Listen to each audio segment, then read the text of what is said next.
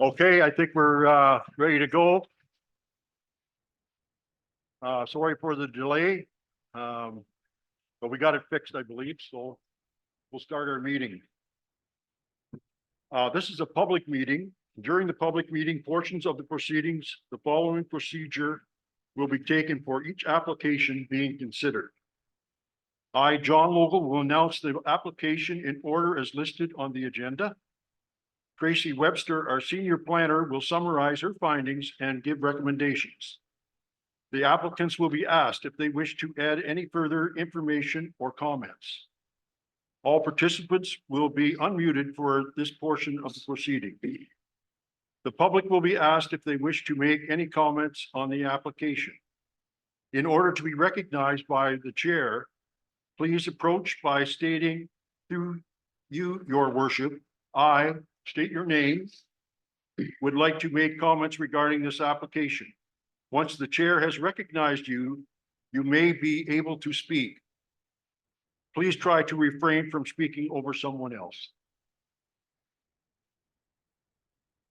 Moving ahead to number 2, I will call the meeting to order at 9:41. Start off with our territorial land acknowledgement. Before our meeting gets underway, I would like to formally recognize the traditional keepers of this land and specifically our neighbors of the Alderville First Nation with a formal territorial acknowledgement. We respectfully acknowledge the township of Allenwood-Calderman is located on the Mississaugan-Ashanindic territory and is the traditional territory of the Mississaugan-Ashanindic. The township of Allenwood-Calderman respectfully acknowledges that the Mississaugan Nation are the collective stewards and caretakers of these waters and land in perpetuity, and that they continue to maintain this responsibility to ensure their health and the integrity for generations to come. And I also read this just so everybody gets a better understanding of our procedures. The procedural bylaw, which we have to follow, identifies how and when members of the public may partake in a council meeting. At a regular council meeting, all open to the public, and they are encouraged to attend. To speak at a regular meeting, a requisition for delegation form must be submitted to the clerk. These forms are available on our website. Public meetings are open to the public. They allow members of the public to address council without the need to pre-register their request. An example of a public meeting is a planning meeting, where land use planning applications are reviewed and council seeks input from the public. And that's what we'll be doing this morning for the first 10 items, I believe. I think 11 is, then we're going to a regular meeting. Closed sessions may occur during a council meeting to discuss confidential matters as identified in the Municipal Act, Section 239. Members of the public are not permitted in these meetings.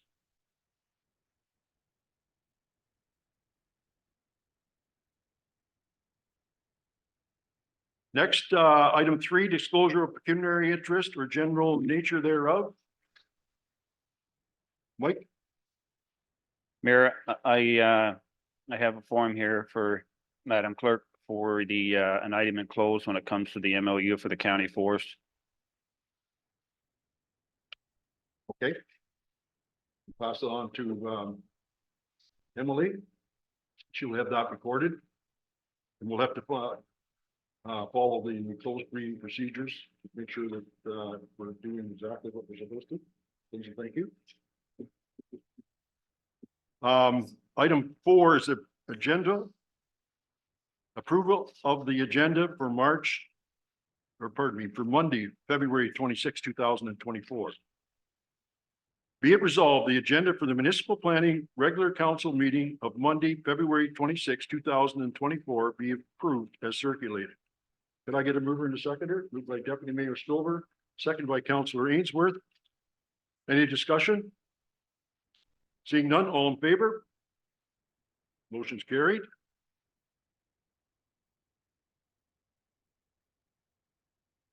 Next, we have item 5, a motion to adjourn to a land division committee or a committee of adjustment meeting. Be it resolved, the Council of the Township of Allen McCalderman, being a land division committee or committee of adjustment, adjourned to a land division committee or committee of adjustment meeting for the purpose of hearing consent applications at 9:45 a.m. Did I get a mover and a seconder for that? Moved by Councillor Booth, second by Councillor O'Neill. Any discussion? All in favor? Motion's carried. Item 6.1 is a consent application. And it's brought from PACIFIC Incorporated by Bijan Pardis, AH012024 and AH022024 regarding concession C, part lot 9, geographically in Haldeman, and it's regarding creation of 2 vacant rural residential lots. Tracy, are you ready to speak to these? Yes, Please go ahead. through the mayor, to members of the council and the public. The applications are located at part lot 9, concession C in the geographic township of Haldeman on McClellan Road on the west side, across from 101 McClellan Road. We are recommending approval that includes standard conditions in addition to the requirement for a zoning bylaw amendment and a development agreement to ensure that the recommendations of the natural heritage evaluation are implemented. 2 parcels are proposed to be severed that are 2.02 acres or 0.82 hectares and 2.1 acres or 0.85 hectares respectively. There is a typo in the table that is on the first page of the report. The retained lot will be 5.14 acres or 2.08 hectares. The frontages are 17.16 meters, 45 meters, and 51.53 meters respectively. As I mentioned, the subject property is on the west side of McClellan Road at the south end of the road. It is currently vacant and is located on the north shore of Lake Ontario. There are farms on the east side of McClellan Road and to the north and west of the property. The subject property is impacted by the Lake Ontario flooding and erosion hazards, and there is a wetland that bounds the northern limit of the property.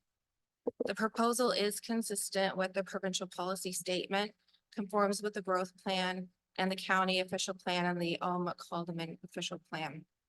An MDS calculation was performed for barns located at 101 McClellan and 275 Lakeport.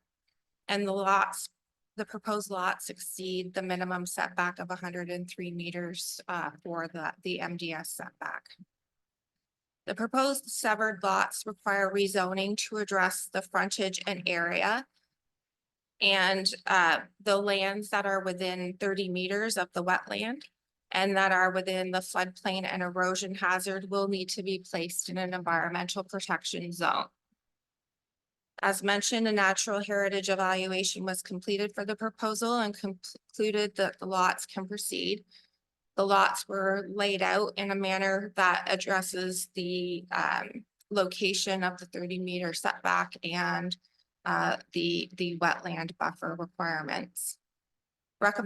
Recommendations include but are not limited to limiting vegetation removal to avoid bird breeding periods, adherence to the May 2016 Clean Equipment Protocol for industry inspecting and cleaning equipment for the purpose of invasive species prevention, rooting access to the lots to retain as many trees as possible within the significant wildlife habitat, requirement for tree plantation for compensation of removals at a ratio of 3:1, and entering into a development agreement to ensure that those recommendations are adhered to.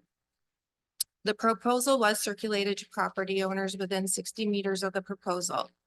No submissions were received.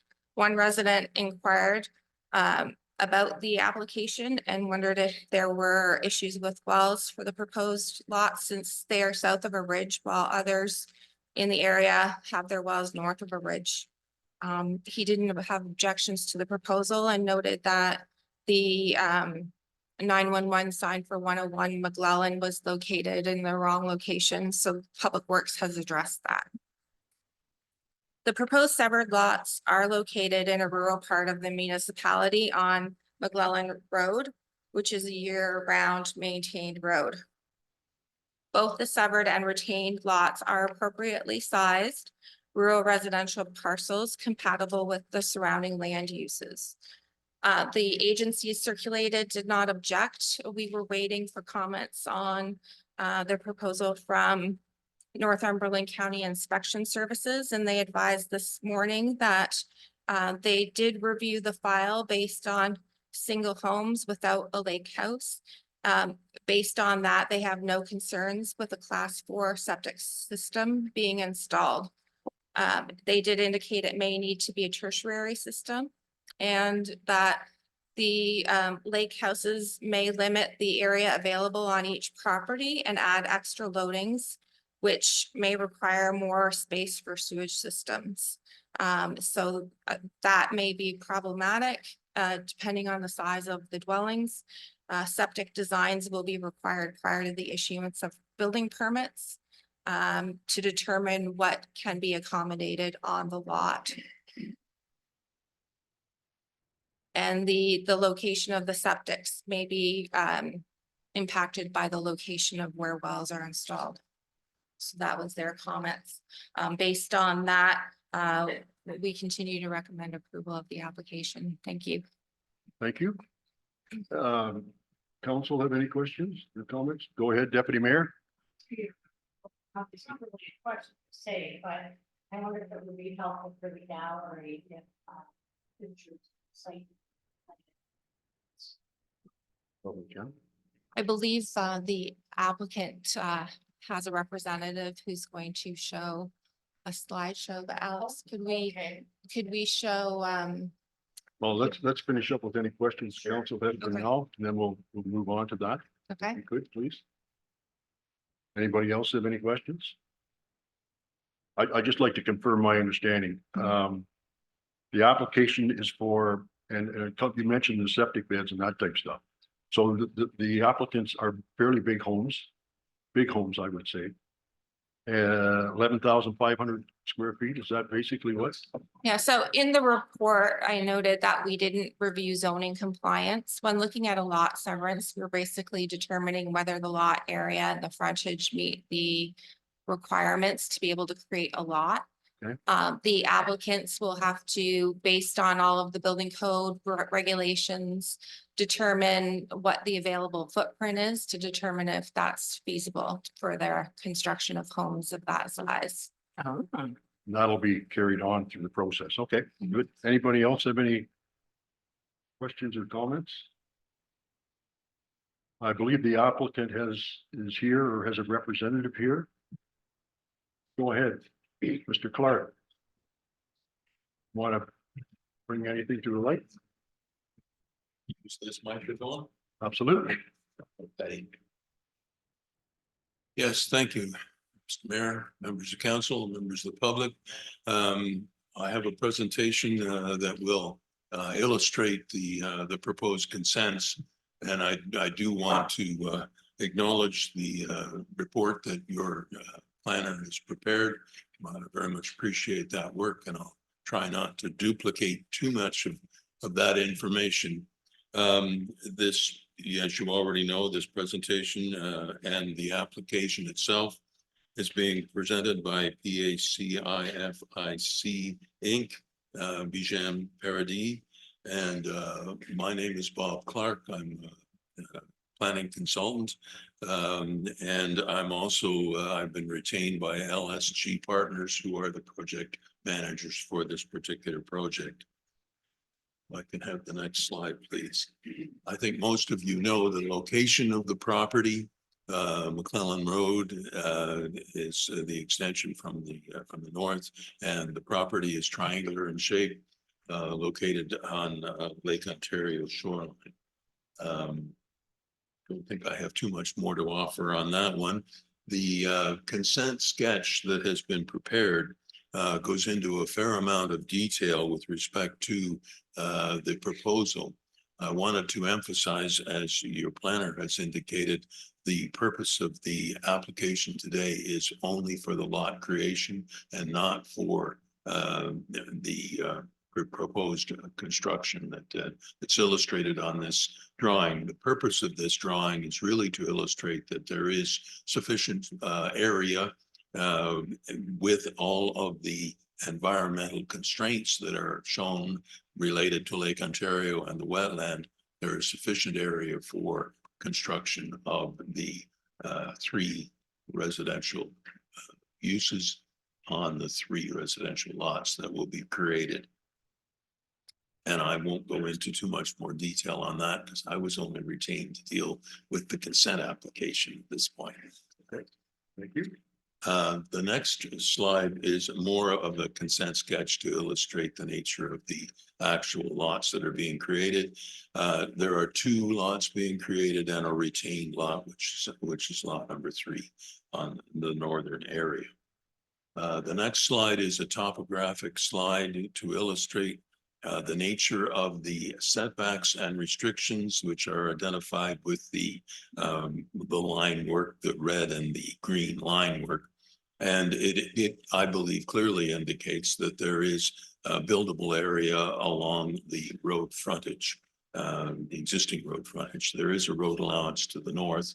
And I understand that the applicants did attempt to develop using that road allowance, but that was not feasible. And they are now relying on access from the existing road allowance, which is McLennan Road.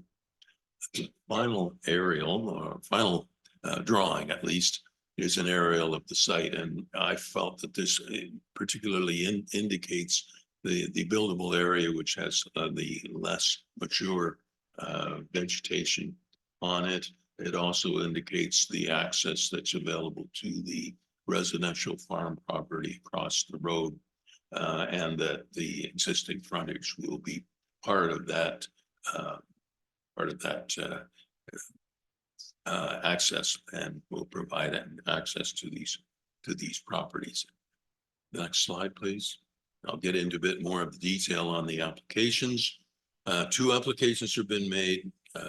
They're being made to make use of the available Lake Ontario shoreline and to provide rural residential opportunities. The application was supported by an environmental impact study, a natural heritage evaluation, the boundary and topographic survey that you've seen, the architectural or urban design illustration of what could be constructed on the property, subject to the approvals that are required. And pre-consultation was held with both the municipality and with the Lower Trent Conservation Authority. My understanding is there have been no concerns expressed with the proposal, and they're willing to accept the proposal for the creation of the lots. There will, however, have to be detailed work done with respect to the actual development that's going to be permitted on the lots. The next slide, please. The proposal, as you know, 3 residential lots, 2 consents, and a retained lot. You've already heard the lot areas and the frontages. They are providing a building area with well location and septic systems that have been illustrated, and they meet the environmental shoreline and provide safe access to McLennan Road. Being a bit repetitious here. The planning review, as your planner has already indicated, requires that we comply with the Planning Act, particularly Section 53, provincial policy statement, which encourages residential development, which is going to be safe and will not have any environmental impact. Similarly, the growth plan for the Greater Golden Horseshoe requires that. The County of Northumberland official plan, which I'll illustrate in a moment, indicates this is rural land, and the Township of Alderman official plan also, in my opinion, supports the proposal. Next slide, please. This is the County of Northumberland official plan. The subject lands are designated rural. And the policy of the plan, in my opinion, supports the proposed consents that are, the proposed consents. Next slide, please. Similarly, the township official plan designates these properties as rural, and this is illustrated on the sketch that's provided. I wanted to particularly draw attention to the township official plan policy, particularly in section 424, which has special severance policies in the rural designation. And I would direct your attention to item C in this list, which indicates where land holdings is less than 36 hectares, only 2 severances may be permitted. And that's the reason for and the basis for the submission that has been made. I understand, although I have not done this research myself, that the owner has owned property for at least 3 years and that the lots have been in their existing shape since January of 1990. And finally, your zoning bylaw zones the land as rural. And this is the illustration of an excerpt from Schedule A, map 14.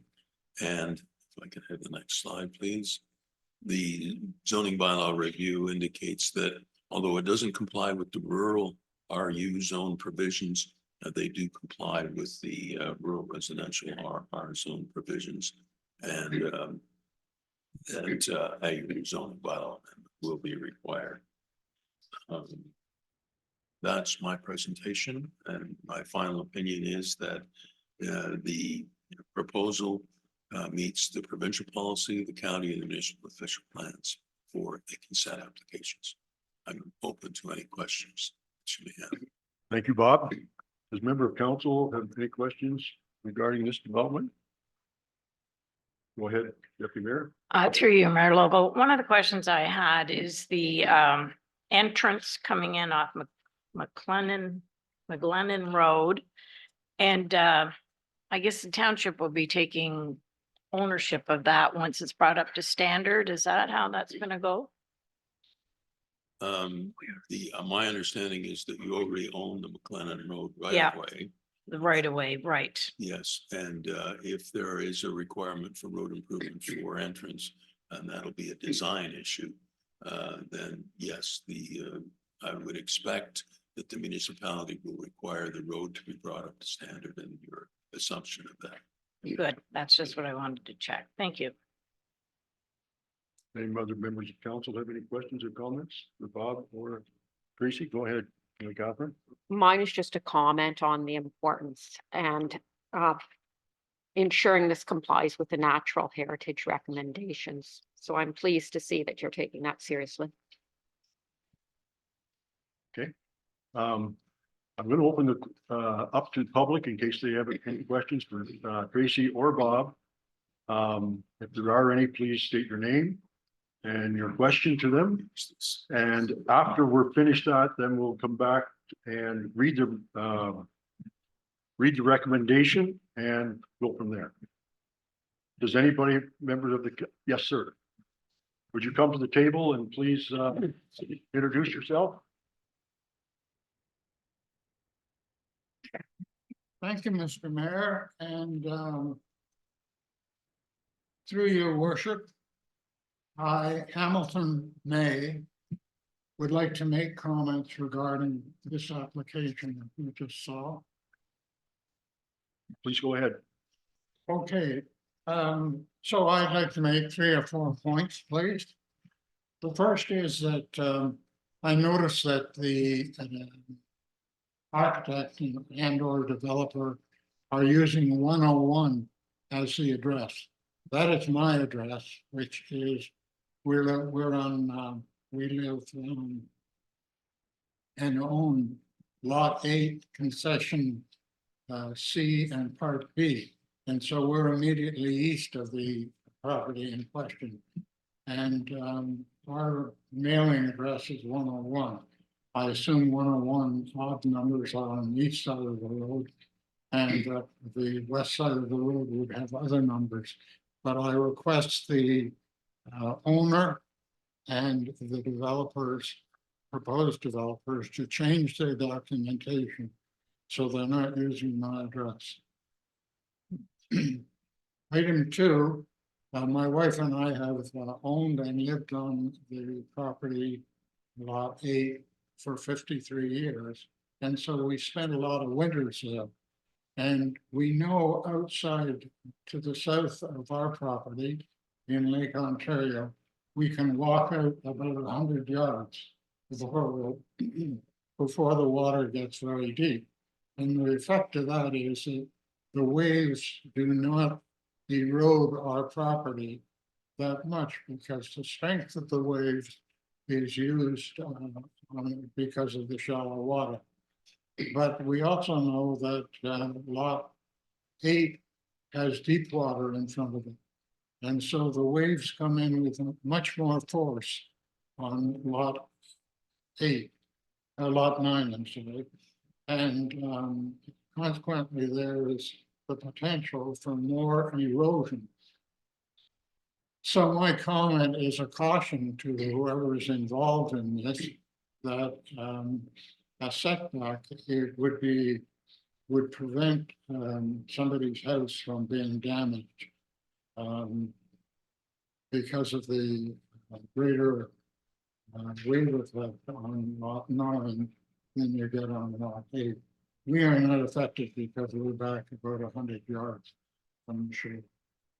The third item is that sooner or later, somebody is going to want to cut trees on that property on lot 9 if the development goes ahead. And there's a temptation to throw the trees over the bank and let them wash away. And when they wash away to my point. And so my point becomes a mess, and I object to that. So I would caution whoever is going to do some work on that property that you do not throw trees over the edge or anything else, or you will find that I will contest it every possible way I can. And item 4, we have no objection to development on lot 9. We take the position that we're indifferent to potential development on lot 8, the same as we have so far been indifferent to the proposed development on lots 5, 6, and 7. Is there anything that you need to ask me about that I haven't been clear on? Thank you, sir. Any questions from the council? Thank you.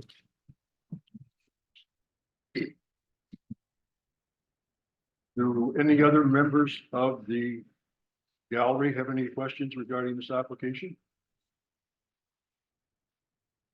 Seeing none, I'm going to read the resolution. Be it resolved that applications AH01 2024 and AH02 2024 by PACIFIC Incorporated, Bijan Partis, to sever 2 parcels for the creation of 2 vacant rural residential lots in part of Lot 9 Concession C, geographically in the township of Haldeman, be approved subject to the following conditions. That a registered survey for the severed parcels be submitted to the township. Number 2, in addition to the registered survey, a georeferenced DWG file of the survey be provided in a format satisfactory to the township and Northumberland County. 3, that a draft transfer for the severed parcels be submitted to the township. 4, that the tax account for the subject property be paid up to date. 5, that the $14,030.30 development charge for each severed lot be paid to the township of Alma-Calderman. 6, that the $1,500 cash in lieu of parkland fee be paid for each severed lot for the township of Alma-Calderman. 7, that a GIS shape file of constraints, including the wetland boundaries, be submitted to the township and the Lower Trent Conservation Authority. 8, that a zoning bylaw amendment be in effect for the severed and retained parcels pursuant to the Planning Act. And 9, that the owner enters into a development agreement with the Township of Allen McCollum to ensure that the recommendations of the scope natural heritage evaluation are implemented in accordance with section 5312 and 5126 of the Planning Act. Can I get a mover and a seconder? Moved by Councillor Ainsworth, seconded by Councillor Booth. Are there any questions or comments regarding the applications? Seeing none, all in favor? The motion is carried. Item 7 is a minor variance application.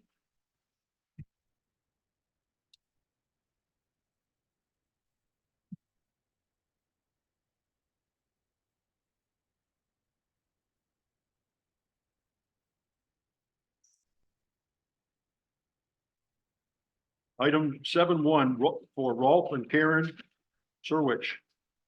Not exactly how to pronounce that, but it's, hopefully that's close. Hopefully I haven't been there yet.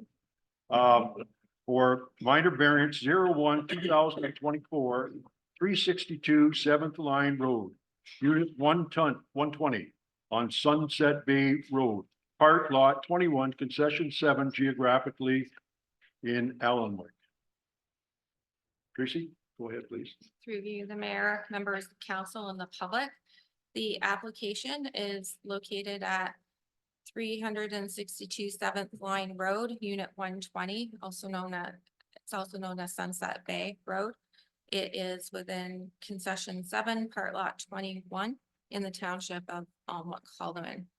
We are recommending approval of the variance application to permit a reduced rear yard setback from 12 meters to 8.41 meters and an increased maximum lot coverage from 20 to 23%.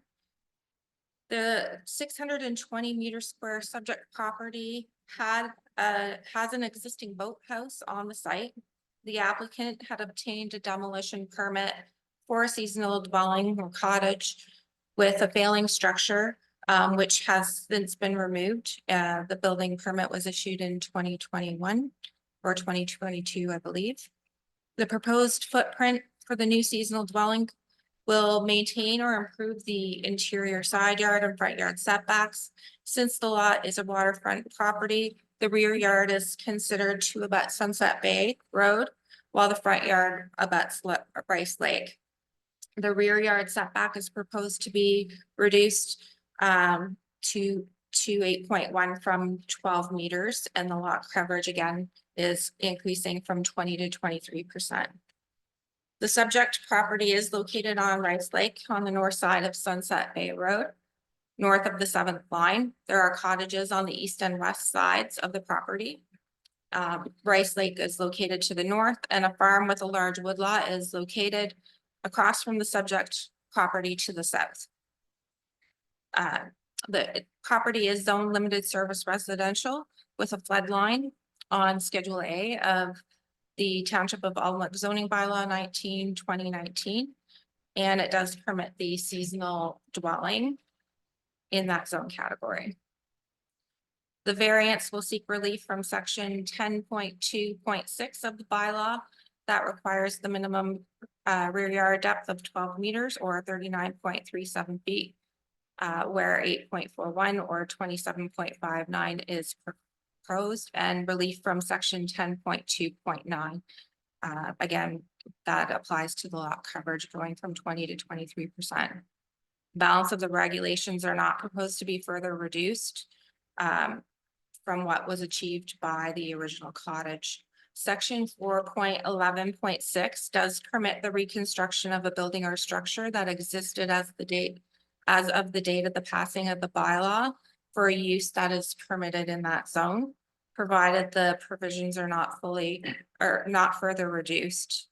This section permits setbacks that were established that do not meet the current regulations to continue, provided they're not further reduced.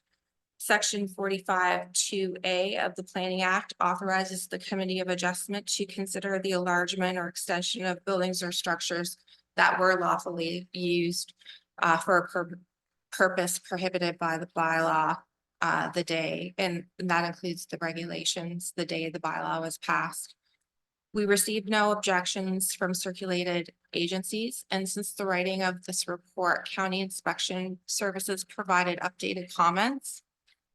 They indicated that they reviewed additional information provided by the owner.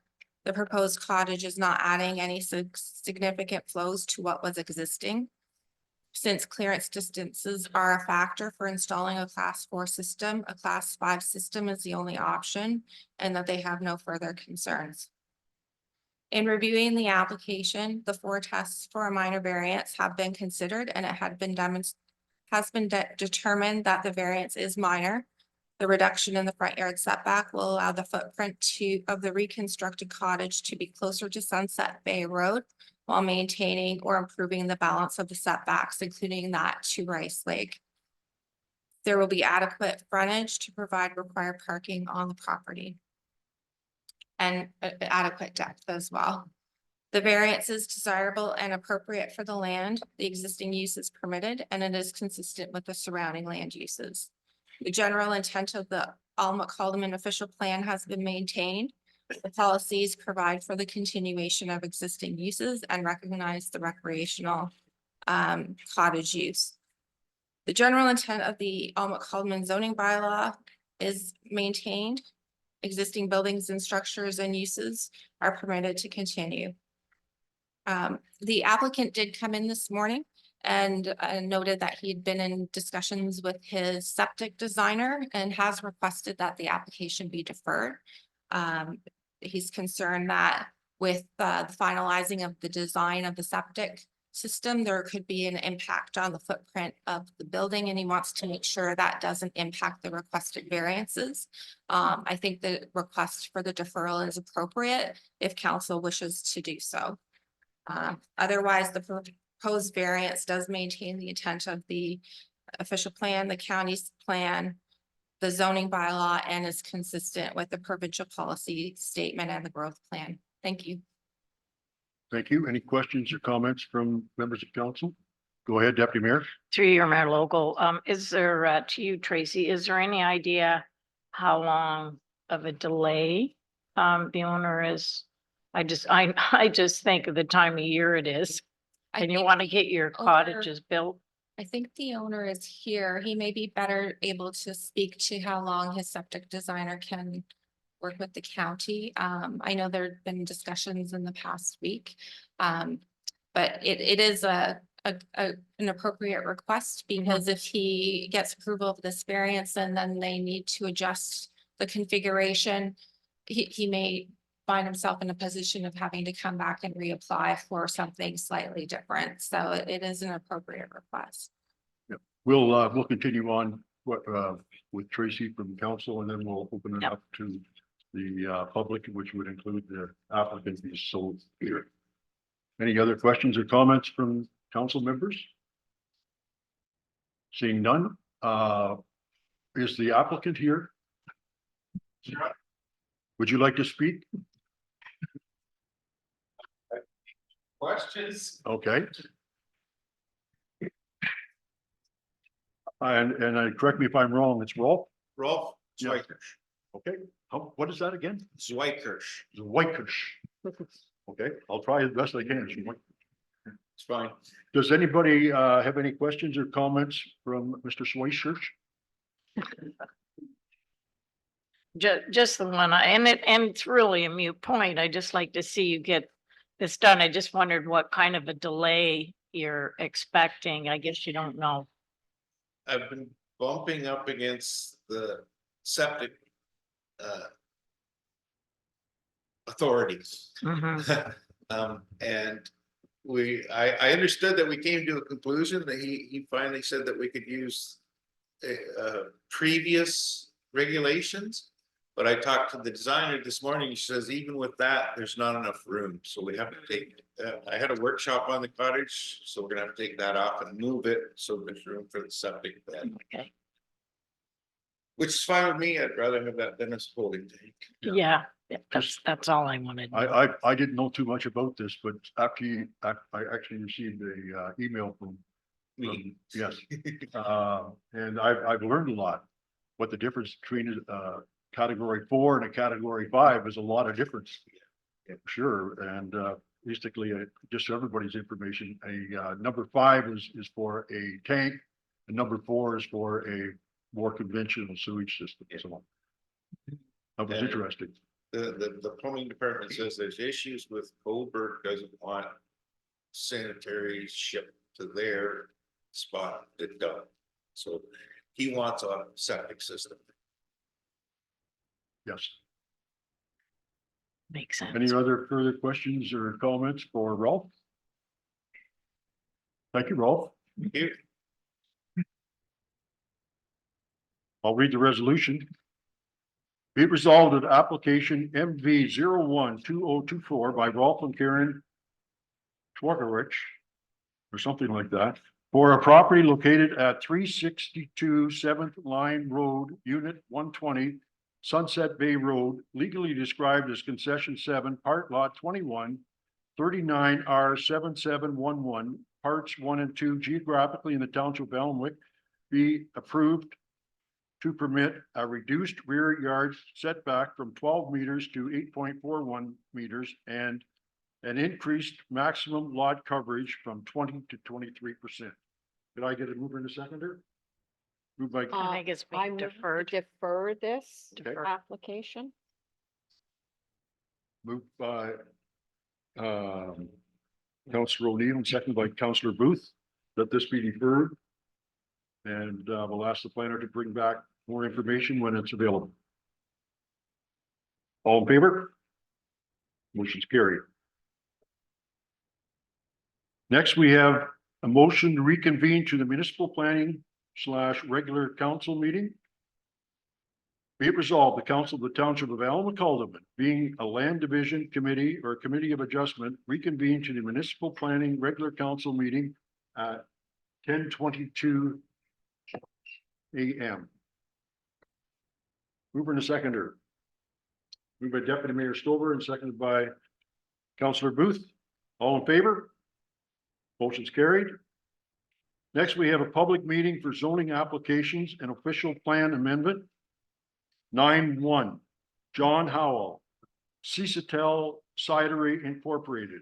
The agent is Laura Stone, and the application is Z022024, bylaw 142024, concession 4, part of lot 6, geographically in Haldeman. Is she ready? Yes, thank you. Through the mayor and members of council and the public, the application is on Ward Lane and has been submitted by John Howell of Celestial Cidery Inc. The applicant has applied to permit an on-farm diversified use of a cidery with a tasting room. The proposed cidery with tasting room will complement the apple orchard on the property. The proposal will require site plan approval. The applicant proposes to build a house on the property, which is permitted and not part of the proposed rezoning. The northern portion of the 14.86 hectare property, or 36.73 acres, is located within the Oak Ridges Moraine with woodlands at the very north end. The balance of the property is used for agricultural. There are mature apple trees along Ward Lane, with new apple trees planted internal to the site. There's also fields that are used for other crops. There are no principal buildings on the property currently. There are agricultural properties to the east and west and residential lots to the south. Properties to the north are wooded, and there is a wetland on the southwest corner of Ward Lane and Shelter Valley Road. The northern portion of the property, as noted, is in the Oak Ridges Moraine. The proposed use is not located within that portion of the property. The provincial policy statement, the growth plan, the county's official plan, and Alma-Calderman's official plan contain policies which support the proposed on-farm diversified use. When considering on-farm diversified uses, the Alma-Calderman official plan provides the following criteria. The on-farm diversified use shall be conducted only by persons who reside on the property or persons who are employed by the owner resident of the farm property and are involved in conducting the farm operation.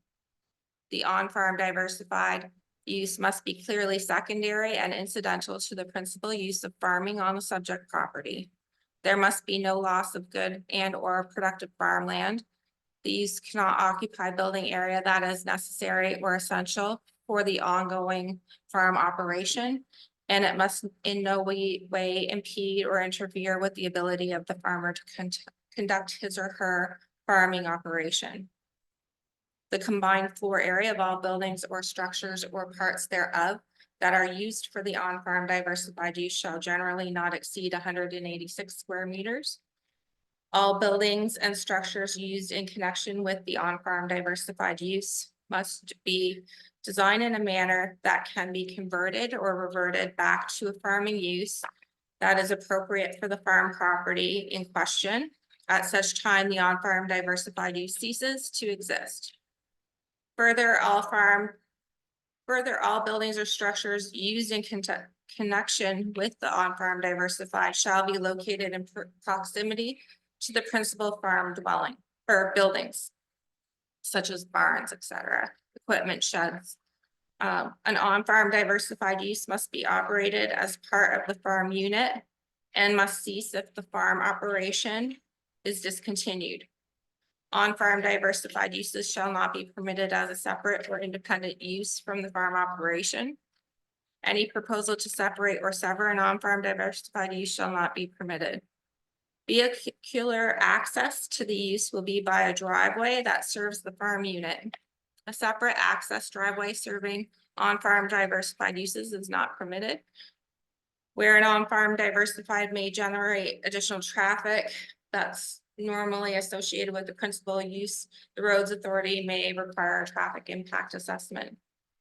On-farm diversified uses shall not be placed in a separate zone category in the zoning bylaw, but shall be considered as a permitted use in the agricultural zone established in the zoning bylaw.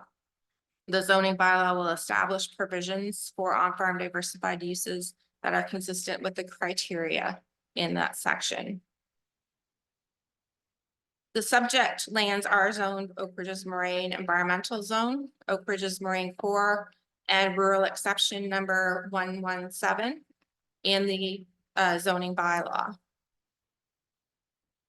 The RU 117 zone is applied to lands subject to the proposed cidery and tasting room. The current exception addresses reduced lot area and lot frontage requirements. And that section will be modified to permit the proposed cidery and tasting room. No objections were received from circulated departments and agencies. The Public Works Department did note that the width of Ward Lane does not appear sufficient to accommodate 2 lanes of traffic, and the road will likely require upgrades to be addressed through site plan approval. Notice of the application was circulated to all all registered owners within 120 meters or 400 feet of the property on February 5th, and a sign was posted on Ward Lane. At the time of the writing of the report and prior to this meeting, no submissions were received. The proposed cidery and tasting room meets the criteria outlined in the official plan for considering on-farm diversified uses. The proposed use will be operated by the owner of the farm who plans to construct a home on site. An orchard has been planted and it is expected to produce apples that will be used by the cidery. The proposed buildings will serve both the farm and on-farm diversified use. The tasting room is limited to the main floor of the cidery building, having a proposed area just over 186 meters at 223 meters square.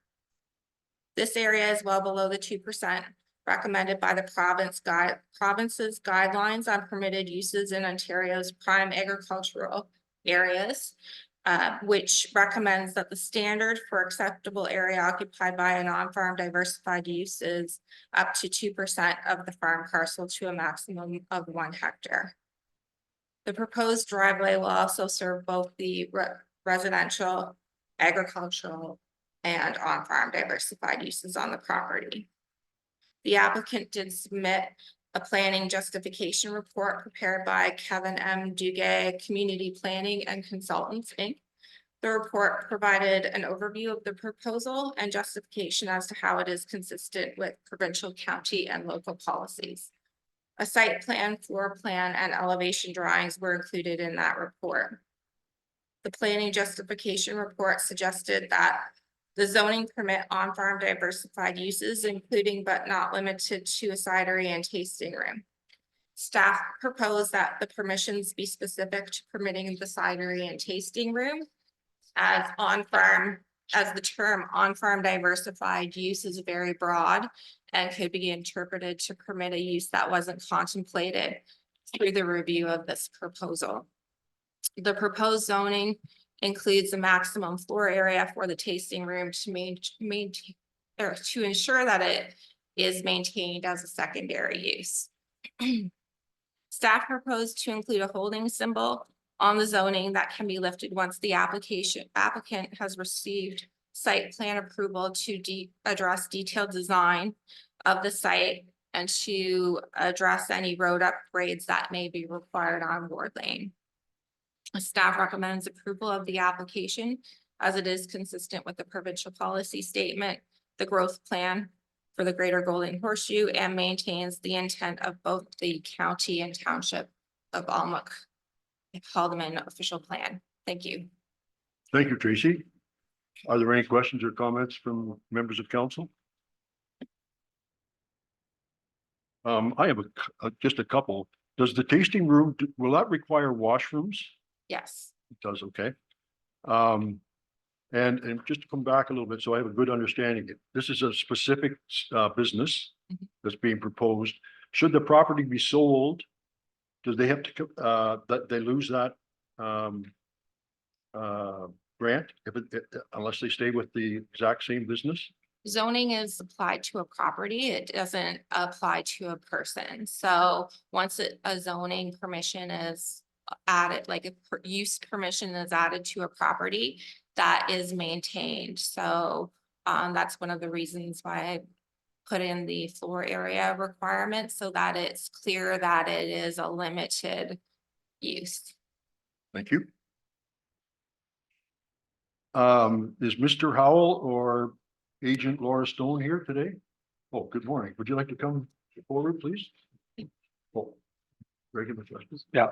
Maybe You can I'm sorry, you can Greg. come up and just a quick question through you, your worship, to Tracy. So the Public Works Department said that Ward Lane, is that currently being serviced now by, is that? It's currently open, and it's only open to the extent of just north of the site's access. It's a rural road. And it's serviced by the plows? That's correct.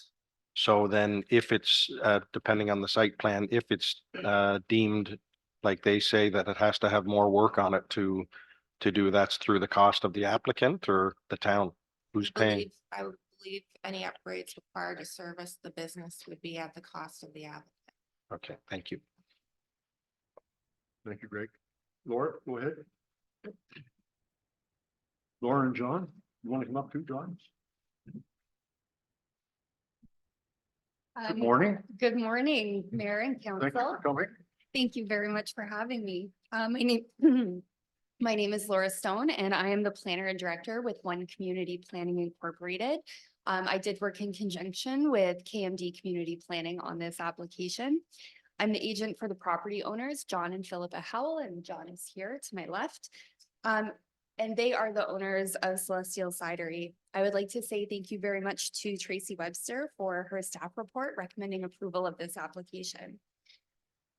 As noted in the staff report, this application is to permit an on-farm diversified use of a cidery and tasting room. Right now, the property is zoned rural with exception, and that is intended to stay the same. The rural zone does permit agricultural uses, but this property is not considered to be prime agriculture, which is why we have to go forward with an application to allow on-farm diversified uses. 5 acres of the property is already planted with apple trees that produce the apples for the cider on site. And an additional 15 acres are planned for the near future. Following the approval of this zoning bylaw amendment application, the property will be subject to site plan control, as you heard. Meaning additional oversight will be given to the final on-farm diversified use of a cidery. As noted in the report, a hold symbol is recommended by staff until the site plan approval is complete. And at that time, we'll look at the roads as well. The application meets the intent of the province's planning policies through the provincial policy statement and places to grow the growth plan. The application also conforms to the county and township official plans and is consistent with the intent of the rural zone. I would ask that council consider that the on-farm diversified use is not strictly limited to a cidery and tasting room, but instead perhaps includes limited related uses. So there were to be an outdoor event or something like that, a tent would be able to be put up. This application is representative of good planning, and I am happy to answer any questions that council may have. Thank you, Laura. Thank you. Questions or comments from members of council? I guess I'll ask just the other businesses you might refer to with a tent, but that would still be in line with the cidery Yeah, business, not something altogether different. no, so this would be services related to a cidery. I'll just give an example. Down in Niagara, there's a lot of like yoga and wine kind of things that occur, right? So something along those lines related to the cidery use. Okay. That would be complementary to it and not exceed 2% of the property for on-farm diversified uses. Thank you. Any other further questions or comments from council? I'm going to read the resolution. Be it resolved that application Z02 2024 by John Howell to amend the zoning on a parcel of land owned by John Howell, legally described as Part Lot 6, Concession 4, geographically in the township of Haldeman, to permit the use of a cidery in the township of Elmwood-Haldeman zoning bylaw 19/2019 as amended, be approved, and further that a bylaw will be passed later this meeting. Mover and a second. Moved by Councillor Booth, seconded by Councillor Deputy Mayor Stover. Further comments? All in favor? The motion's carried. Thank you very much. Thank you, John. Laura, thank you very much. Next, we're going to move on to 9-2, which is an OPA 01/2024 regarding alternative notice provisions. Who's going to lead us through this, Tracy? Go ahead, Trace. Please.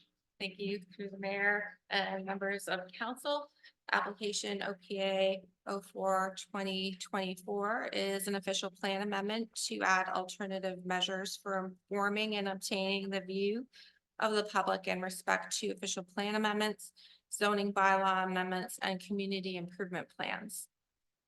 On September 15th, 2023, staff received correspondence to advise that Metroland Media Group were closing community print publishing, including Northumberland News.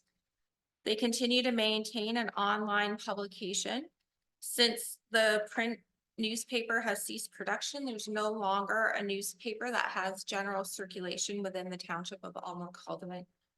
The notice of the adoption of the official plan, zoning bylaw, or community improvement plan and subsequent general amendments to those documents are typically advertised in Northumberland News, which is the local paper having general circulation as required by the Planning Act. The purpose of this amendment is to incorporate alternative notice provisions into the Township of Elmwood-Haldeman official plan. Section 1719.3, Section 3414.3, and Section 28.5.2 of the Planning Act allows municipalities to include alternative notice provisions for the consideration of new official plans, zoning bylaws, and community improvements and their subsequent amendments in their official plan. The other option provided in the Planning Act is delivery of the required public notice by mail to all property owners within the township. The adoption of a general amendment to the official plan, zoning bylaw, or community improvement plans or subsequent amendments would have to be mailed to all property owners at a great expense to the township. Therefore, we're proposing to adopt alternative notice provisions to advise residents of those applications that affect the larger area or where posting of a sign is not practical. The alternative notice provisions require the township to create and maintain a public notification registry for which residents can register to receive an email containing the public notice for planning applications of a general nature in the municipality. Public notices will also be posted at municipal offices, libraries, and posted on the township social media.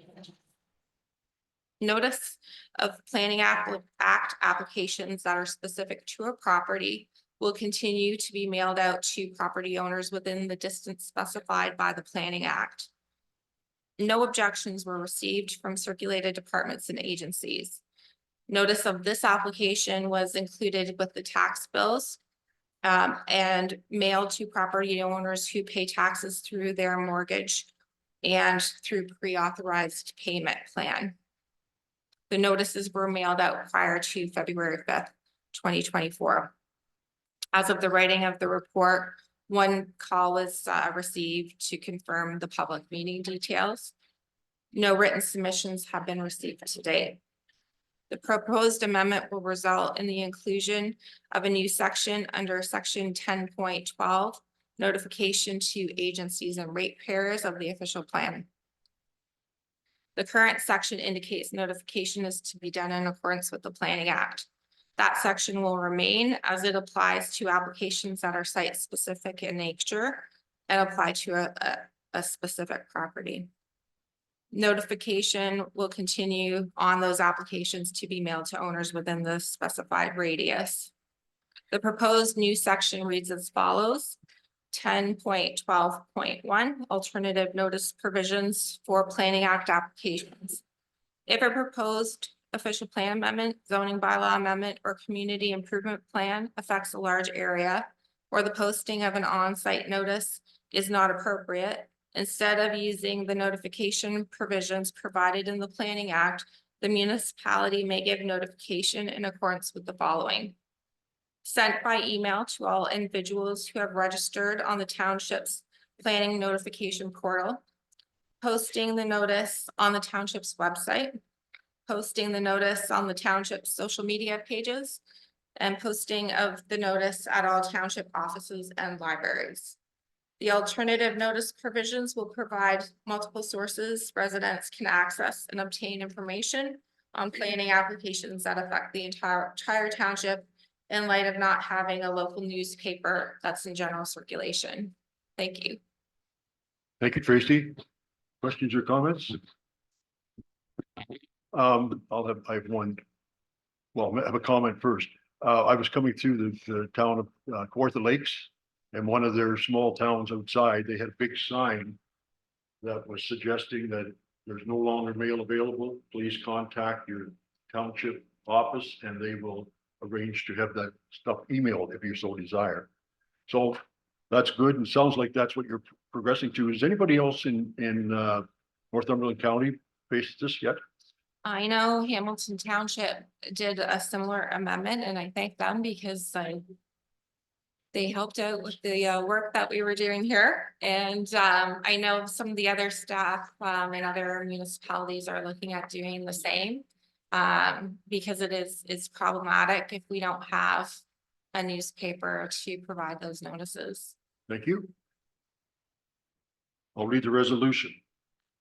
Be it resolved, the application OPA 012024 to amend the official plan to add alternate measures for informing and obtaining the view of the public in respect to official plan amendments, zoning bylaw amendments, and community improvement plans be approved, and further that the official plan amendment number 2 be forwarded to Northumberland County for approval. Mover and a seconder, Deputy Mayor Stover, seconded by Councillor Ainsworth. Any further questions or comments? Seeing none, all in favor? That motion's carried. Moving on to 9.3. This is Z03 2024. Bylaw 132024, general amendment. And this is to do with short-term rental accommodations. Tracy, you want to lead us through this one? Okay, thank you. Through the mayor to members of council and the public. The general amendment to zoning bylaw 19/2019 for short-term rental accommodation, unserviced nature retreats, and to amend the definition of bed and breakfast and section 4.2.2.1 for accessory structures on waterfront lots. During the summer of 2021, the township of Almac received a number of complaints pertaining to the operation of short-term rental accommodations. Complaints related to noise, parking, fireworks, campfires, and transient resident turnover.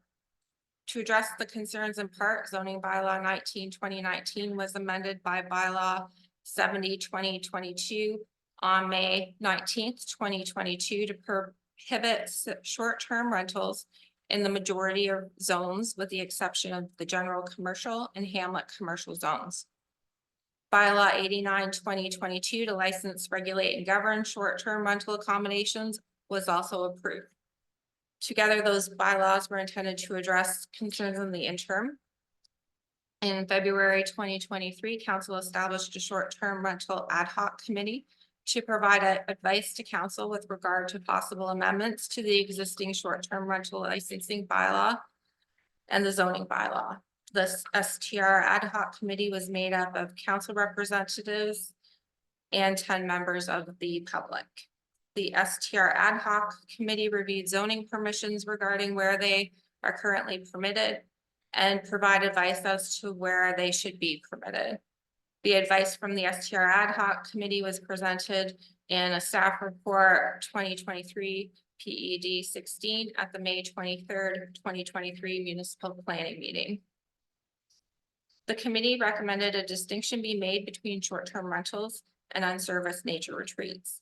Unserviced nature retreats were recommended to be permitted in rural and agricultural zones. Based on the review of the ad hoc committee and staff, a new bylaw to license, regulate, and govern short-term rental accommodations was approved in November 28th, 2023, which comes into effect on April 1st, 2024. The zoning bylaw amendment has been proposed to coincide with the timing of the licensing bylaw.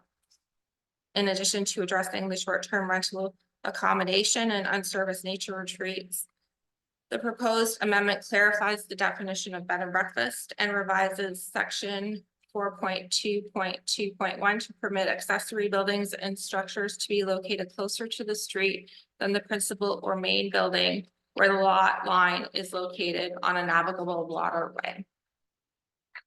The proposal will promote economic activity throughout the township and have regard for any land use compatibility and environmental impacts. The proposal promotes healthy and dynamic communities throughout the township. As such, the changes are consistent with the provincial policy statement and conforms with the intent of the growth plan and the Oak Ridges Marine Conservation Plan. The proposed zoning bylaw amendment revises the definition of short-term rental accommodation for consistency with the bylaw to license, regulate, govern short-term rental accommodations, bylaw 15/2023. I'll read out the definition. It means the commercial use of a single detached dwelling that may be rented for up to 21 days as temporary accommodation, lodging, or occupancy by way of concession, permit, lease, license, rental agreement, or similar arrangements unless otherwise prohibited by this bylaw or any other bylaw of the Township of Alma-Caldman. A short-term rental accommodation use must be licensed appropriately with the Township of Alma-Caldman. Short-term rental accommodation uses shall not include a tourist establishment, motel, hotel, camping park, bed and breakfast, or unserviced nature retreat. The consecutive days of the short-term rental that can be rented out was reduced from 30 to 21 days for consistency with the licensing bylaw. Staff proposes to add bed and breakfast and unserviced nature retreat to the uses that are not considered short-term rental for accommodation for clarity. Section 4.44 short-term rental accommodation that was added by bylaw 70/2022 is proposed to be deleted and replaced. It reads that short-term rental accommodations are permitted in the following zones: rural, agricultural, rural residential, hamlet residential, general commercial, hamlet commercial, recreation commercial, development, and Oak Ridge's Moraine countryside. Based on the advice of the STR ad hoc committee, who considered the feedback from the public, the list of zones that will permit STR does not include the following zones: shoreline residential, limited service residential, Oak Ridge's Moraine environmental, Oak Ridge's Moraine core, Oak Ridge's Moraine linkage. The parking space table found in section 4.27.1 is proposed to be revised to add a requirement for short-term rental accommodations to have one parking space per each guest room. A definition is proposed for unserviced nature retreats, which reads, it means unserviced accommodation provided in a natural area intended for temporary accommodation of persons in structures such as yurts, shepherd huts, tents, or other non-permanent structures. Permanent structures shall not be used for unserviced nature retreat accommodations. The following new section is proposed to be added to the general provisions. 4.45, unserviced nature retreat accommodations. Unserviced nature retreat accommodations are permitted in the rural and agricultural zones, subject to the following provisions. A maximum of one unserviced nature retreat accommodation site is permitted on a lot. The unserviced nature retreat accommodation site shall not be rented for more than 21 consecutive days. The minimum lot area is 2 hectares. An unserviced nature retreat accommodation site must be located on a lot with a single detached dwelling occupied by the property owner. An unserviced nature retreat accommodation site must be located a minimum of 30 meters from all lot lines. A maximum of 8 persons shall be permitted in a nature retreat accommodation at a time. Unserviced nature retreat accommodations must be located on a lot located on an improved public street maintained year-round. Unserviced nature retreat accommodations must not be used for permanent human occupation. Unserviced nature retreat accommodation sites shall not be located within hazardous lands and wetlands. A minimum of 2 parking spaces are required on the lot, in addition to the requirement for the single detached dwelling in accordance with section 4.27.1. For bed and breakfast, staff proposed to clarify that the definition of a bed and breakfast indicates that that is where the owner resides and that it does not include a short-term rental accommodation or unserviced nature retreat. For the accessory structures on waterfront lots, section 4.2.2.1 of the zoning bylaw requires that accessory structures be located further from a road than the main permitted use. This requirement has caused problems on waterfront properties where most often that area between the main building and the road is the only location for an accessory structure such as a garage due to the setback requirements to the water body and the regulations of the conservation authorities. It is recommended that the section be revised to permit the construction of an accessory building closer to the road than the main permitted use on the waterfront lot. Notice of this application was included with the tax bills and mailed to those property owners who pay taxes through mortgage and pre-authorized payment plan, as this is a general amendment. The notices were mailed out prior to February 5th, 2024. Since the writing of the report, we've received a number of submissions, and I will summarize them. I believe it's there have been 6 written submissions received. And the first submission indicates that attempts to chip away agricultural land in Northumberland County must be opposed. Development is being pushed too fast, and the consequences will be to the detriment of the farming and agricultural prosperity and history of Northumberland County. I'm against any bed and breakfast housing unit, short-term rental accommodation. They only bring unwanted traffic and people to the area. We should remain a farming and agricultural county, not a tourist destination. Oh my goodness, sorry. Good catch. We'll get it. Okay. Sorry. There's a lot of words here to get through. Okay, so the second submission came from a lawyer on behalf of concerned residents of Alma Caldeman and an owner of a recreational residential property that is zoned limited service residential.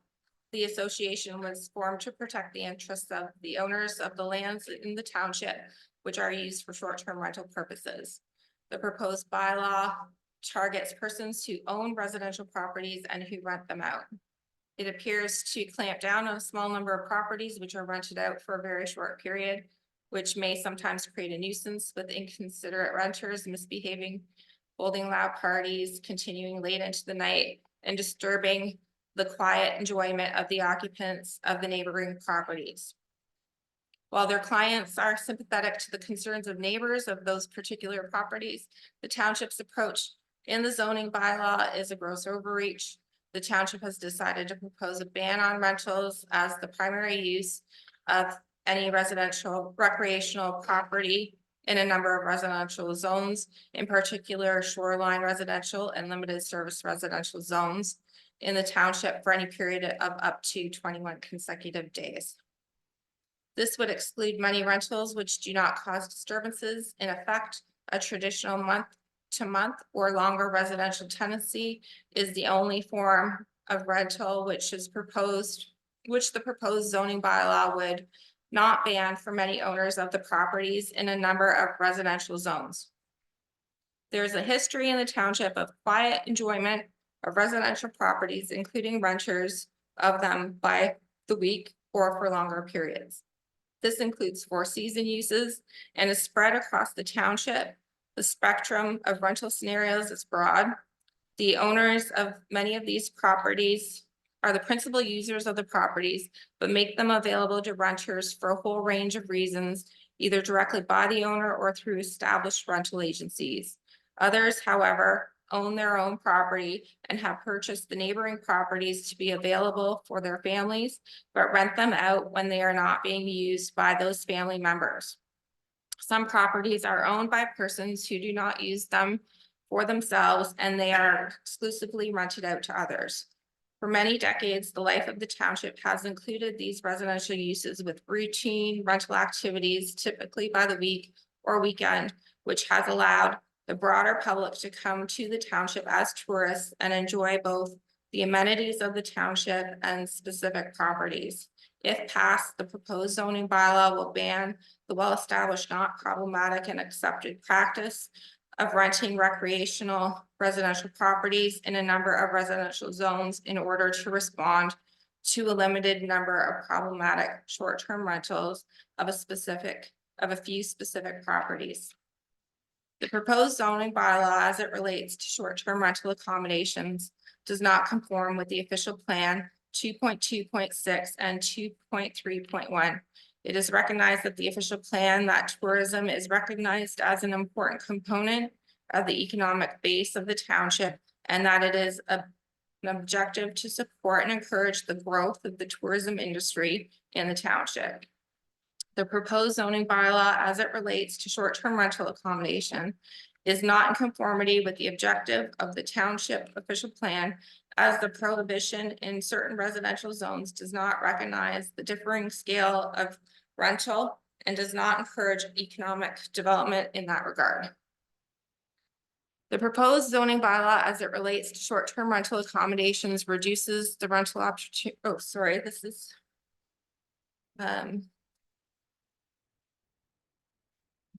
Yeah, the proposed zoning bylaw as it relates to short-term rental accommodations reduces the rental opportunities for tourists and visitors to the township, further limiting appropriate economic development for tourism. The proposed zoning bylaw as it relates to short-term rental accommodations does not conform to the county's official plan, section C 1.3E, C 4.1B, C 4.4E, and C 4.5.1D. The Northumberland County's official plan permits tourist accommodation facilities in rural areas throughout the county. The county contains a number of policies that promote the enabling and management of tourism. The proposed zoning bylaw as it relates to short-term rental accommodations would restrict opportunities for the rental of residential properties and is highly likely to have a negative impact on tourism. Promoting tourism is a policy objective of the county OP. The proposed zoning bylaw as it relates to short-term rental accommodations is not consistent with the provincial policy statement. Sections 1.1.4.1.g and 1.1.5.2 and 1.7.1a and h, and does not represent good planning. The proposed zoning bylaw has the effect of prohibiting short-term rentals in a number of residential zones and is not consistent with the PPS, as a short-term rental of the dwelling is a permitted use in the PPS and provides economic benefit and sustainable tourism. We submit that in light of the proposed zoning bylaws, it relates to short-term rental accommodations, inconsistency with numerous policies of the township OP, the county OP, and the PPS, and the township should refuse to approve the proposed zoning bylaw. Please also advise that our clients have a number of concerns with respect to the licensing bylaw that governs the licensing of short-term rentals in the township, and we will send correspondence in the coming days under separate cover. Okay, the third submission reads, I am writing to express my concerns about the proposed zoning bylaw amendment for short-term rentals. Unfortunately, the short-term rental bylaw has already been approved. I believe they're referring to the licensing bylaw. I would encourage council to keep existing zoning restrictions unchanged. Converting residential homes into short-term rentals results in less availability of affordable housing options and higher rent for long-term renters, resulting in a less stable community. To my knowledge, these restrictions are fairly recently enacted for a reason, and given our limited long-term rental housing shortages, we should not make things worse. We are already in a housing crisis, and I believe your approval of the short-term rentals in owner-occupied residence will only worsen the problem. The danger is that individuals or organizations will buy up properties in our community for the sole purpose of using them as short-term rentals. We are seeing this happen throughout Canada. The fourth submission reads a compromise solution. I'm writing to express my concern about the proposed zoning bylaw amendment of the short-term rental or short-term rental accommodation regulations. I would encourage council to keep the existing zoning restrictions unchanged. Converting residential homes into short-term rentals results in less availability of affordable housing options and higher rent for long-term renters. As an alternative, council should grandfather only the current and licensed STR properties as non-conforming use until such time as they change ownership, at which time they would no longer be approved. This would be fair and equitable way to address all parties and maintain affordable housing in the community. We are already in a housing crisis, and I believe the approval of the zoning bylaw amendments will expand short-term rentals in owner-occupied residents will only worsen the problem. The fifth submission is a letter from the Holloman Business Owners Association.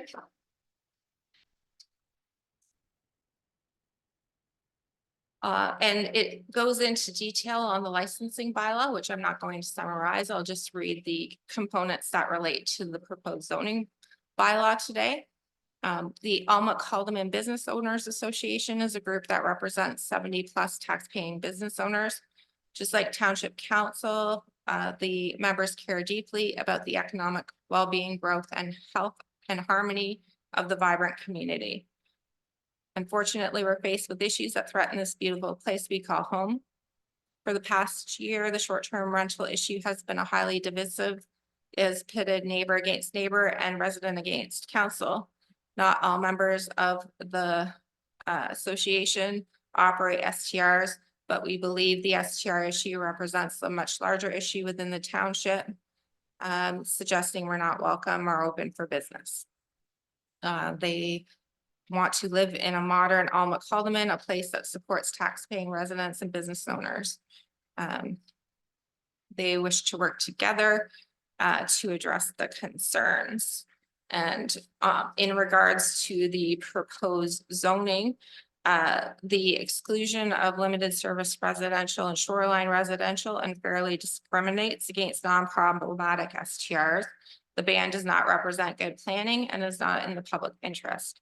Prohibiting STRs through this type of zoning is at odds with the policies in the Ontario provincial policy statement, such as policies to support economic and tourism industries over the long and short term.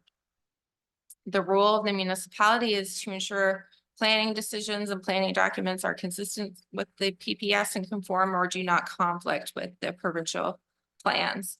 When considering trends and advancements in sharing economy with agritourism and the need for diversified property uses, particularly in rural and agricultural areas, STRs help achieve these PPS goals.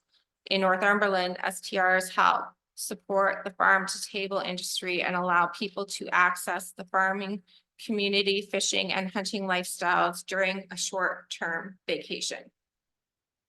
The STR ban in limited service residential and shoreline residential areas block people from accessing this lifestyle.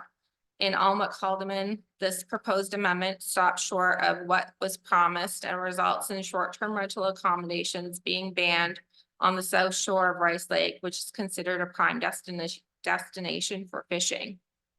It is highly likely to have a negative impact on tourism. Promoting tourism is a policy objective of the official plans of the Township of Northumberland County, as well as the province of Ontario through the provincial policy statement. This amendment also has the undesirable effect of rendering illegal and the benign, non-contentious occasional rental by the owner of the family cottage, for example, to family or friends or known individuals for an annual cottage holiday. The balance of the submission is related to the licensing, so I will, that can be available if anybody wants to see that at a later date.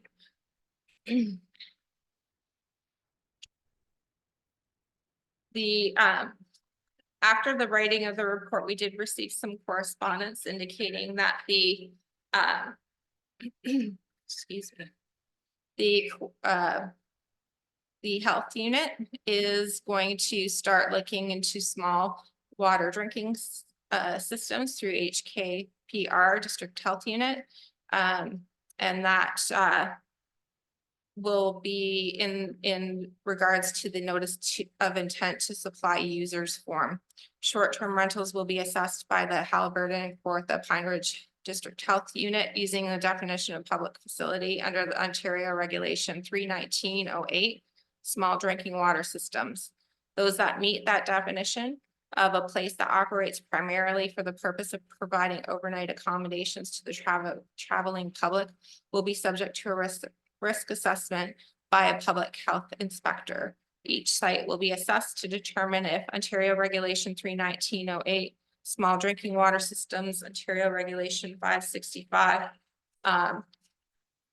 public pools and or Ontario Regulation 49317, food premises apply to the short-term rental. So through the topic of short-term rental accommodations have had a robust review by council. through the process of establishing the licensing bylaw and review of the proposal for zoning since October 2021. The STR ad hoc committee and council consulted with the public through delegations and written submissions. The proposed zoning bylaw amendment is based on feedback from the STR ad hoc committee from their review, which consisted of meetings between March 2023 and April 2023. I understand that there may have been additional meetings between staff and council that may have considered other regulations that I wasn't aware of. So if there is modifications that need to happen to address that, we can deal with that through discussion. And I believe there's probably a number of people who want to speak today, and through the public consideration of public comments, if modifications to the proposal are to be made, we can address those. The comments that we did receive from agencies have been addressed through the proposed amendment. The regulations for the unserviced nature retreat accommodations will not allow for them to be located in hazardous lands or wetlands as requested by Lower Trent Conservation.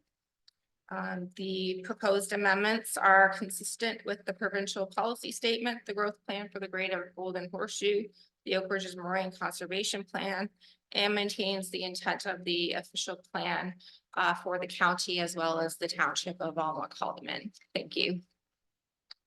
Thank you, Tracy. Does anybody from council have any questions or comments? Go ahead, Deputy Mayor. Through you, Mayor Logo, on page 48 of today's agenda package, it speaks of tents, and I wasn't aware that tents were going to be included in the unserviced nature retreat. I could be wrong, but I didn't think they were going to be. From the documentation that I had found in the records that I had access to, that appeared to be the direction. If council's aware of another direction, we can consider that. For clarification, that does not, is that part of the Unserviced nature retreat. nature retreat? So Yeah. you're saying that they're not allowed tents? I didn't think we were allowing tents in that unserviced nature retreat. Like, you know? Through you, Mayor, we did have a few conversations that are kind of missing in this report, as Tracy had mentioned. So I think we need to go back and look at those minutes if we can, and kind of come back again, like as soon as we can, because I do see a couple of issues myself that, because I know we sat down with staff, we talked about the legal part of it. And I can be corrected if I'm wrong, but I thought we were going to make it a blanket access so we could actually police it properly. I mean, so because if we were going to say that, say private roads, you couldn't have anything on a private road. Well, if we don't have jurisdiction over the private road, but we do over the property. So does that open up a whole nother can of worms down the road with other stuff? So there's things that we have to look at, and, I believe we opened it blanket access so we could police it properly. And these zones that are in here, I thought they were going to be taken out. So I believe what you're saying is for the residential shoreline and the other one. The unserviced. Absolutely. Service, that you want to go back and look at that again? Well, we need to see those minutes that we had that darn here. Okay. And again, just because of the legal part of it, how can we discriminate against one and not the other? Right? So, I mean, it was for us to, open it blanket access for everybody in the township. So our bylaw enforcement officers could police it properly. Thank you. Any other questions or comments? I just wanted to have one more comment. When I mentioned tents in here, I don't know if there's a description of the sort of tent that would be allowed, because I mean, I know some tents are like a pup tent and other tents are more secure. So that would just be my only concern there. Dave, do you have a comment? Yes, through you, Mayor. Councillor Ainsworth is correct.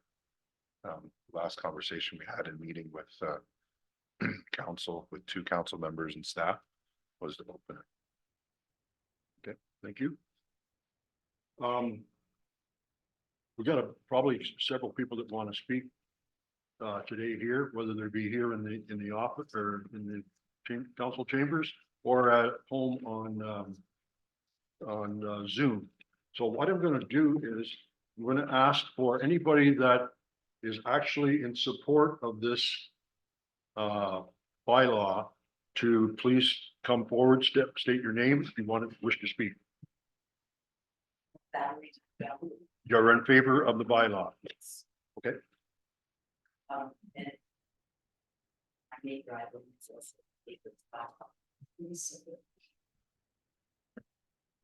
Do you like to speak? Yes, Okay, Mayor Lovell, yes. or our clerk, just a point of order. Are we not in regular meeting now?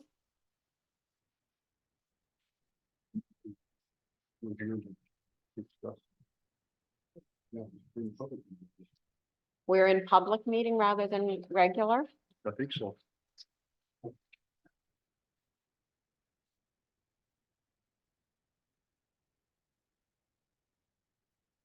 Public meeting. Go ahead, please. Oh, thank you. Mr. Chairman, council members, those in the gallery. My presence here today is to support the exclusion of STRs from limited service residential zones within Alnwick-Haldeman as the proposed information we received related to 9.3 in today's agenda. And it also is under bylaws 14.1. I do so on my own behalf and that of fellow residents who signed 2 petitions which were previously submitted to council. The 2 read in part, we, the undersigned, do not want the township to permit short-term rentals, Airbnbs in Alnwick-Haldeman, but if the municipality does pass a bylaw regulating them, it should be very restrictive. It should regulate the number of such rentals per kilometer or neighborhood and not be permitted in limited service residential zones on private roads due to the liability issues that may arise from traffic jams involving increased traffic, service, and emergency vehicles when they are needed. In my own case, the roadway in which I live, 6108 Curtis Point Road, has no exit. In September 2023, a second petition was submitted by residents regarding the STRs, and it has similar preamble. We, the undersigned, oppose permitting short-term rentals in limited service residential areas where private roads and not township roads are located. These are generally where high-density homes and cottages are located along shorelines where these narrow roads cannot accommodate the increased traffic while also handling service and emergency vehicles. Licensing STRs in these locations leave the municipality open to lawsuits and liability. 3 pictures here that you've all seen with the presentation on a previous presentation I made, but they show they've already been submitted and accepted by council, but they give you the view of the road as service vehicles and commercial vehicles fill up the roadway. And they say a photo represents 1,000 words or more. And so I would ask you to take a look at those. As they say, you've already had them in your packages. In addition, I'd like to take the opportunity to say that there is opposition to grandfathering any STR on our roadway in light of many factors, including that no licenses have been granted during the first 2 warm weather seasons after the first STR for the municipality was passed. And in my case, it's been year round, not just through the tourism season.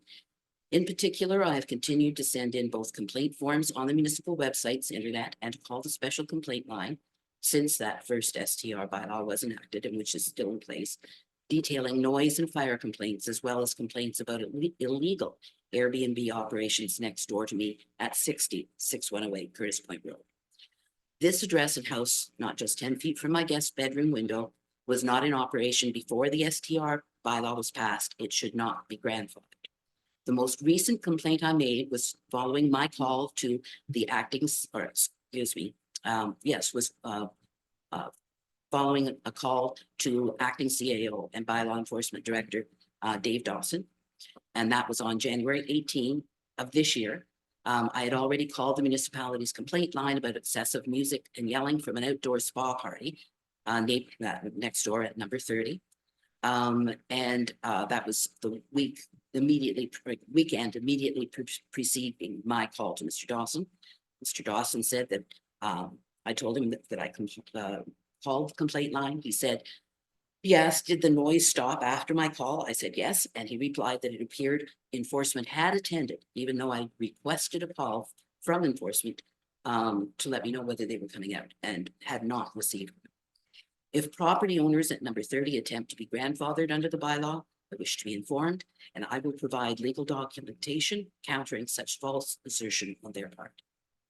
I'd like to also say that many of the, even though in general, as you can see, my prepared presentation is in favor of what is been discussed under 9.3 here today, some of the comments that have come in unbeknownst to my earlier information, especially about the health unit becoming involved as it relates to waterworks, at least smaller ones, I would certainly endorse that. Thank you. Thank you If very anyone much. has any questions. Any questions from council? Thank you, Ms. McDonald. Thank you very much. Is there anybody else that wishes to speak in the chambers in favor of the proposal? Yes, ma'am. Can you please identify yourself? Okay. Fiona? Yes. Thank you. Through you, Mayor Logal, I'd like to commend the council for actually putting together the short-term rental ad hoc committee. I think we all know that this has been a very divisive issue for everyone in the township. And I did attend or view all of the meetings of the short-term rental ad hoc committee. And I think they put a lot of time and effort into determining what was best for everyone in the township. And then coming up with the recommendations, I would like to ask the council to take those recommendations, including the zoning bylaw recommendations that this ad hoc committee spent the time to go through zone by zone and provided their comments, and they did limit the access to short-term rentals for the limited access residential areas and the shoreline residential. And I think that the council should actually accept the recommendations of the committee that you put together. So Thank you very much, Fiona. Anybody else speaking in favor? Yes, ma'am. Teresa Bench. And I just wanted to voice my concern over the short-term rentals.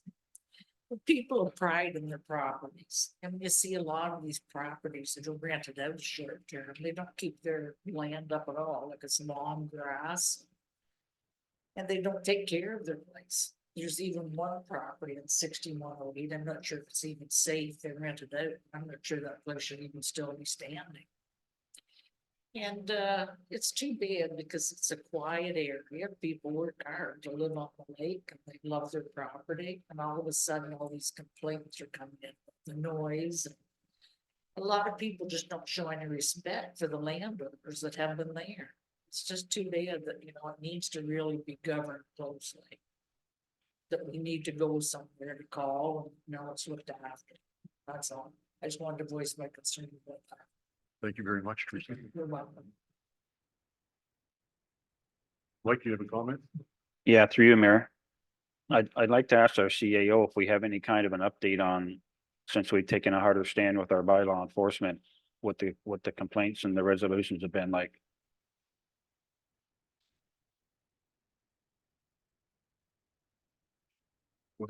Through you, Mayor. Counselor Ainsworth, there has been several. I know that council's asked us to put a report together. That was just asked last week. And we will put together a report with respect to the bylaw complaints that have come forward. From the bylaw department, where we are currently at with respect to the STRs, is that we need a bylaw that we can that can help us regulate. Currently, the existing bylaw that's in place just speaks to a grandfathering clause and those that existed prior to that date, but we still have no way to govern them other than through our complaints form and through our noise bylaw, property standards, etc. So the STR bylaw that was passed that we have asked to be put in place for 2024 will give us the opportunity to regulate the STRs and also, well, in essence, control them. So get into business with the owners with actually being able to control whether they can be licensed or not and whether or not they follow the bylaws that exist within the township. That is the main purpose. Thanks, Dave. Okay. I'm gonna, those on virtual that would like to, are in favor of the bylaw as proposed. Is there anybody who would like to speak to that?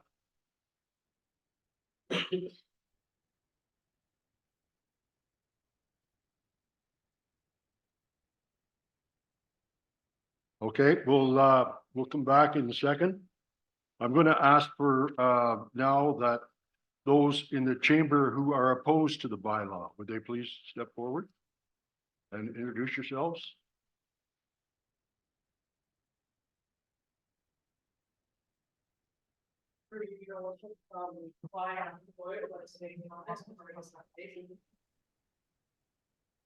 I didn't catch your first name. Astrid.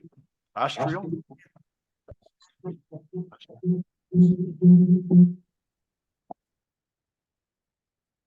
Go ahead, Astrid, please.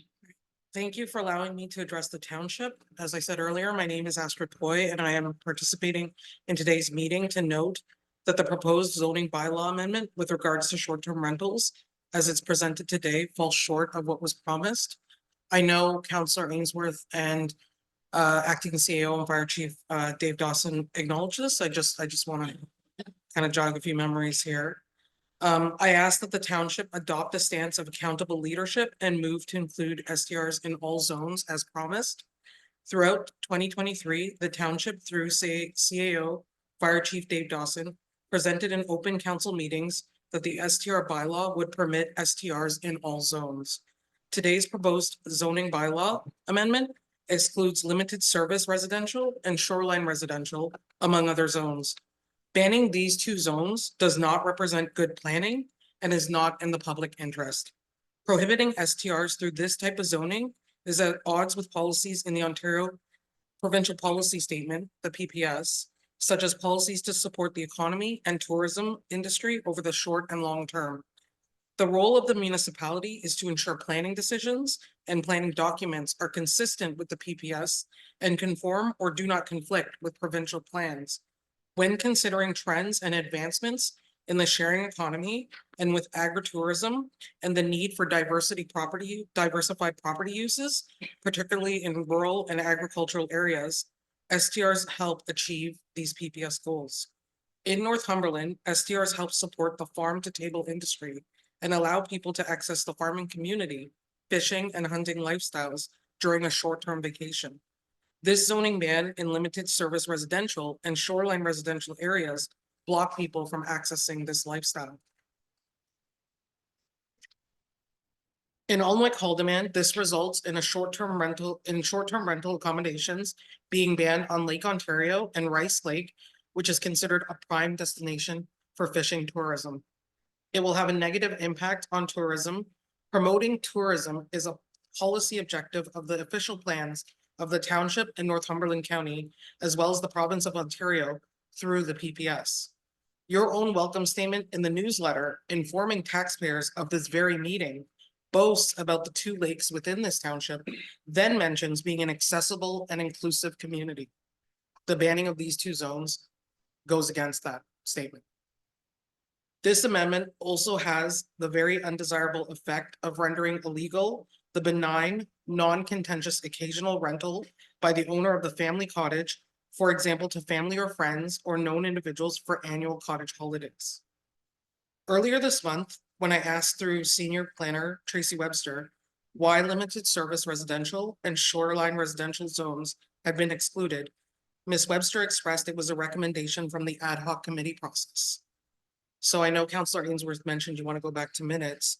So if you watch the ad hoc committee process on March 8th, it was noted on camera through former senior planner Jennifer Curran that the town solicitor had made recommendations, including not banning zones, and council chose not to follow their direction.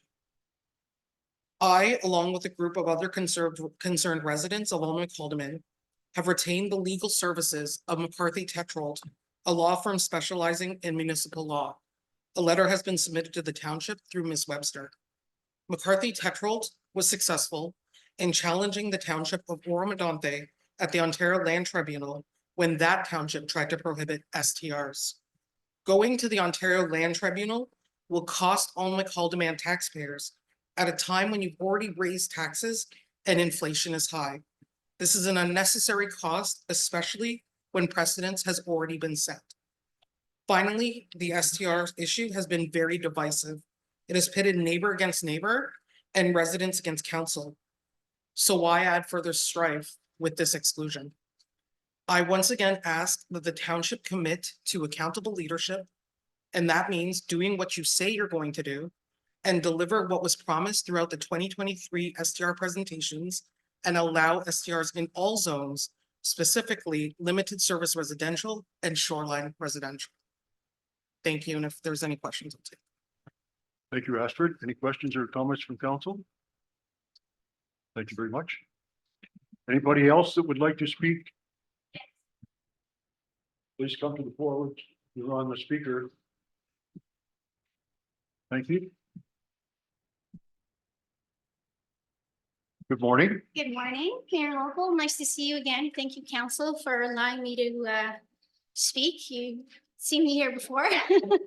My husband and I have been residents of Grafton for 10 years.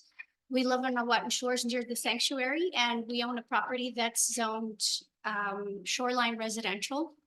As you probably recall, I've been part of the ad hoc committee from the beginning, and I'm also part of the Alnwick-Haldeman Business Owners Association. And I've been following this very closely. I don't currently own an STR. I hope never to own an STR if I don't have to, but it's something that I'd like to have the choice where I live on the lake to supplement the ever rising cost of living should we require it. I'm here to respectfully ask the council to reconsider including shoreline residential and limited service residential in their proposed zoning amendment bylaw for STRs. I believe that everyone in the township should have the same opportunities, and banning these two zones, of course, unfairly, I feel, excludes law-abiding citizens, tax-paying citizens like myself, the ability, should we need to earn extra income. I'm just going to read a very short excerpt from your newsletter that I found very touching. I thought it was beautiful. And it is, United Lake to Lake, our community is rooted in rural traditions and lifestyle. We enjoy a fulfilling life here. We learn from nature, we celebrate diversity and embrace progress as an accessible and inclusive community. The highest density of our population is located on North Shore of Lake Ontario and along the south shore of Rice Lake. The township provides a balance between much needed community services while keeping our identity of a countryside community. We ensure access to open spaces and to the quiet enjoyment of country living. I totally agree with this. It's lovely. In fact, renting a cottage on the water is one of the most Canadian things that we're all privileged to do in the summer. Banning people from accessing the lake is something that's been a point of pride in Canada for centuries. And I find it not only unfair to us property owners, but also I find it not to be in alignment with the very township's mission statements. I totally understand both sides. I feel that we have the opportunity with all the work that was done here by the ad hoc committee and council and staff for us to, you know, really work together to regulate the STRs. I feel that if there's an incident or a complaint on the lake, it can be dealt with immediately. Being on the lake, I have neighbors that have friends that come from out of town, and sometimes they can be very rowdy when they're sea-doos, and I don't like it, but these are property owners that are there long-term. They own their land, and I can't do anything. At least on either side that I'm on, as a property owner, I know that will be a bylaw in place to enforce any complaints. And I think it would be fair to open them, but be open to all zones to give them the choice. So again, I'm here to respectfully ask that both shoreline residential and limited service residential be included in the zoning amendment for STRs. Thank you very much. Thank you. Anybody else that would like to speak? Yes, ma'am.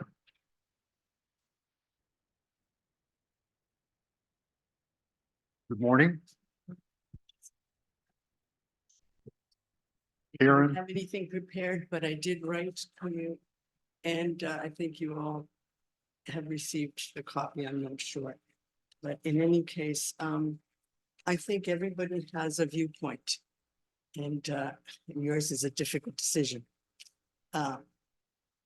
I do believe that we should not rely on short-term rentals for our economic development. I mean, that's not what's going to sustain us, and that I would hope that that's not what we want. We want manufacturing, we want businesses, but we don't want just short-term rentals. And I don't think that we're denying, that you're denying anybody by limiting the zoning areas. I don't think that we would deny, as the lady said before me, that we would deny people from having a pleasant vacation in the water. We have parks. We have many areas where they can go, where people can go. I do not own a shoreline home, but I do live in Grafton in the southern part. And we all enjoy the greenery. I think that's why we're here. It's not that we're trying to prevent someone from enjoying the greenery. However, we do have to control it. And it seems like to me that we're too late in terms of controlling the short-term rentals because it's already been passed. But I do think that you can try and control it in terms of the zoning. I don't think you would be discriminating. You have to decide what is good for not just the people, but our wildlife as well. You have to decide what is good for the community. And I would hope that, you know, not allowing unoccupied, I mean, I don't know if there's still a chance, unoccupied homes to be rented for short-term rentals. I don't think that's the way to go. You know, we see it in Canada. I think everyone has read the news, has seen it. From Newfoundland to BC, people are short-term rentals. And what does that give us? We have these tents in Cobourg. yeah, we're getting a little bit off the subject there. Okay. I know it's easy to do that, but I understand. Yes, I understand. I understand. But I just want to have you consider the situation and whatever you can do, whether it's limiting the zoning, whatever you can do to try and reduce the amount of short-term rentals so that people with long-term rentals can access. Thank you, Karen. Anybody else that would like to speak? Yes, ma'am. What are unserviced nature retreats? Unserviced nature retreats. Tracy's right there. I'm sorry, Tracy.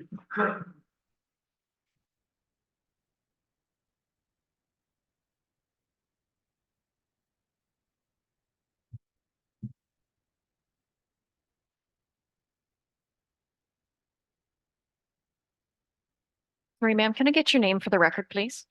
C. Can I get you to spell the last name for me, please? BORS. Thank you.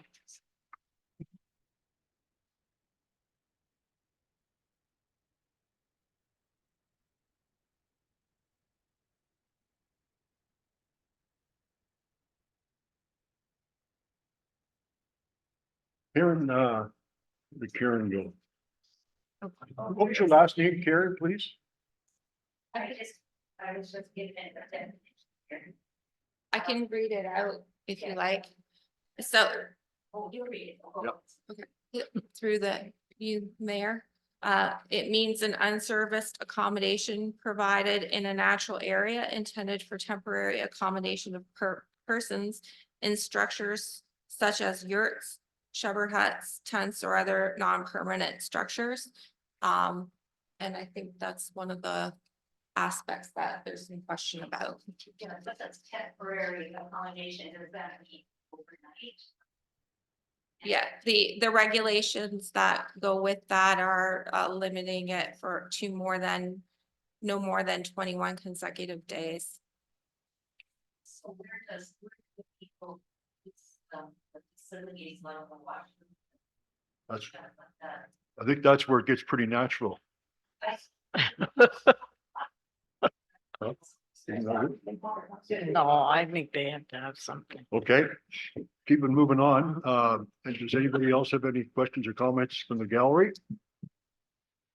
Thank you. Then I'll open it up to There's the, Mayor Logo, there's yes. a gentleman there. yes, sir. Oh, you have to come. You have to come to the podium so everybody can hear. So I don't know if, well, first of all, I was here when you guys discussed about opening to every area. Both of you had suggested that, and I think that it's reasonable. Because how can you discriminate from one house to the next? Also, I've heard through the conversations that the bylaw enforcement seems to be working. Got a complaint, they stopped. That's what this is all about. It's not about penalizing people. It's about protecting the people next door. And I think that you've been doing that job. Also tourism. One of the things we've talked about here at tourism, we seem to only want to be farmers. Like, that's what we talked about earlier. Someone mentioned that they want to preserve the farm area. I'm all about preserving farm areas. I grew up in a farmland. But what about people who don't own farms? What about arenas? Do we like our arenas in the area? Yes or no? Yes. What do they do? They bring people to the town. They have hockey tournaments. They have a I'm sorry, world-class what is figure this? skating tournament. How does this tie to the zoning? It ties to, if you restrict the zones, you're no longer allowing as many people in the area to have temporary housing while they're at these events. Cost-effective temporary housing. We're trying to build a place for people to come. We are getting but a we're little bit, restricting it. we are getting a little bit off the subject. Okay, but we are restricting it by restricting the zones. That's Okay. what it boils down to, in my opinion. Okay, thank you, sir. Thank you. I'm going to open it up now to members on virtual who are confused here. Opposed to the presentation or the bylaw.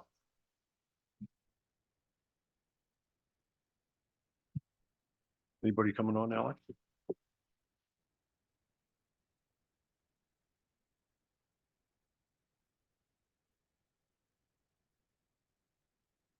Seeing none, is anybody here that's in the room that still wants to make a comment one way or the other? Yes, sir. Yeah. Please come to the board. I didn't realize I'd have the opportunity to talk today, but my name's Chris Corcoran. I've been involved since the very get-go. My wife and I don't live on the shoreline, but I do think that people in those areas should be granted the same opportunity as everyone else. since the beginning, this has always been an issue of enforcement. It hasn't been an issue of short-term rentals per se. If we had a strong enforcement arm since the beginning of the short-term rental issue, then I don't think any of us would be in this position. I don't think any of this would have escalated. I think it is the result of COVID that led to the short-term rental boom because people were no longer able to leave the country to go and travel. So I think that's why we've experienced a sweeping increase of short-term rental regulation, because it was never something on our mind before, because there wasn't nearly as many people doing it. So I just want to say, I think everyone should be granted the opportunity, regardless of where they live, to be able to have a short-term rental. And I commend the council on putting together the enforcement arm to make this work. So I thank you all for that. But those are just my thoughts on the matter. Thank you. Thank you, Chris. Okay, well, I want to thank everybody very much. Thank you, Tracy, for putting your proposal or the proposal of staff through. What do you want me to do? Do you want me to read the rest of the resolution, or are we going to defer, or what do you want to do? Mike? Through you, Mayor, just some final thoughts that, you know, going through this whole process, the main reason that it all happened is lack of enforcement.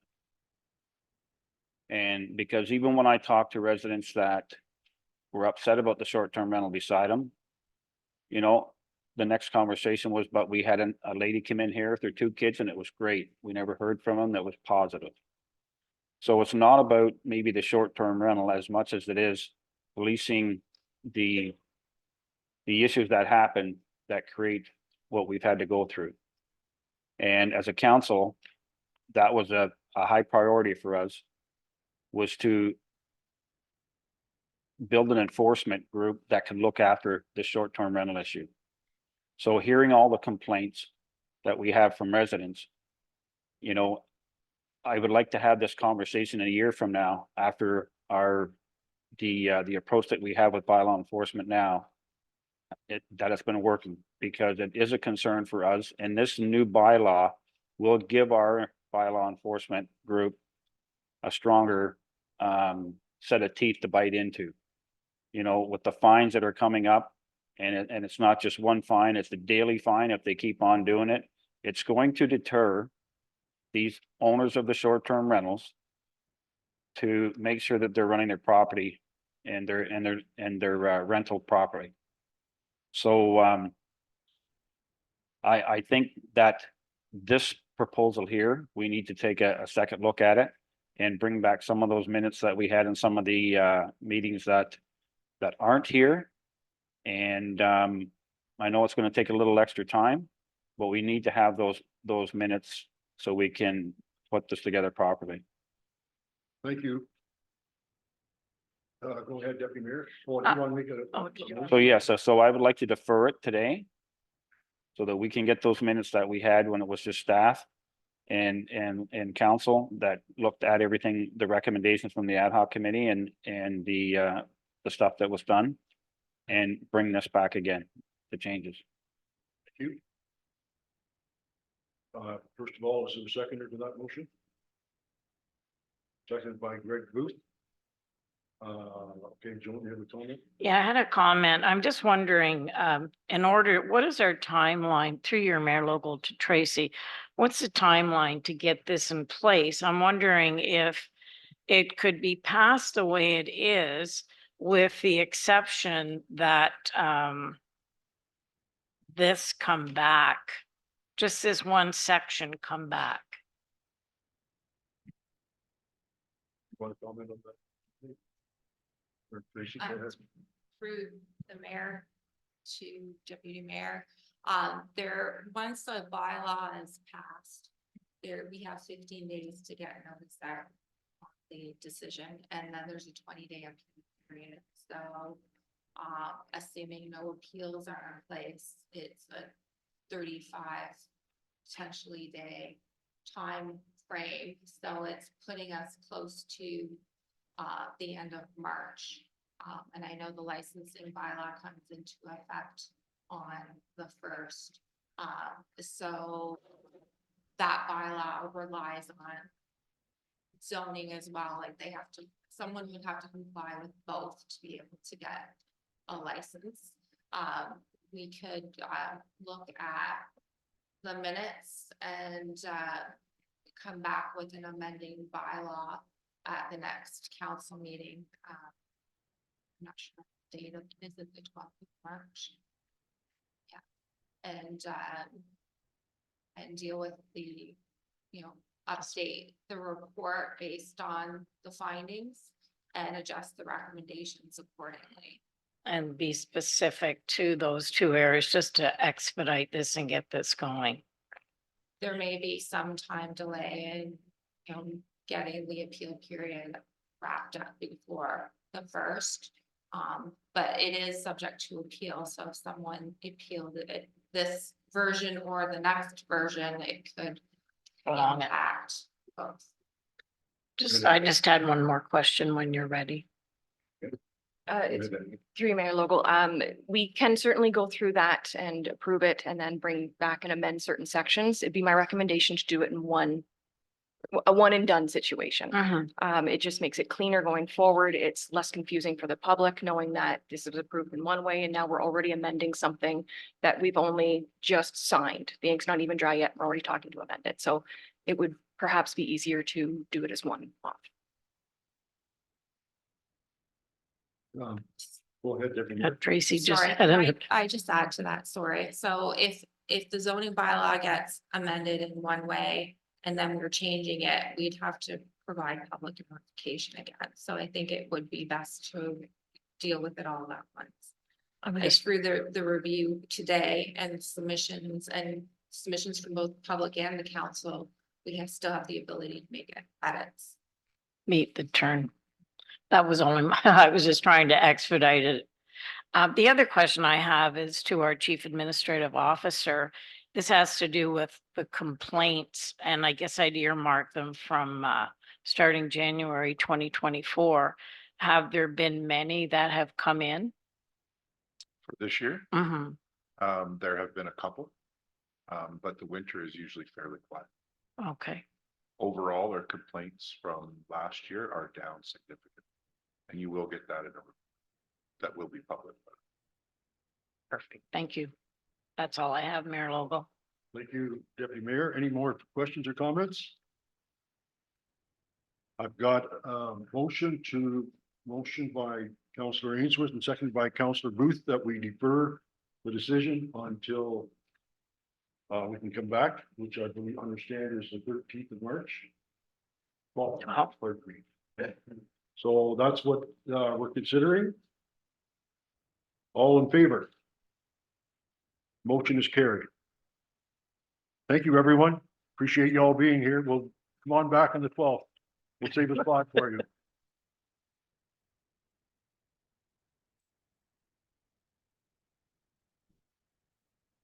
Can I have a motion from council for a 10-minute break? Moved by Councillor Booth, seconded by Councillor Ainsworth. All in favor? Carrie, the motion will be back at 12 p.m. Oh, I gotta see. Thank you. We're back from a quick recess. We're going back into our planning meeting. And I'll take a mover and a seconder to go back into business.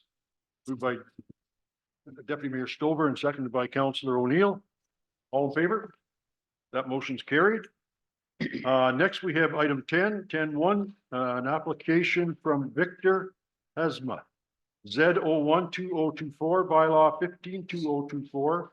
Consent B, part of lot 3, 4, and 5, geographically in Haldeman regarding permit to use the use of a game bird hunting reserve.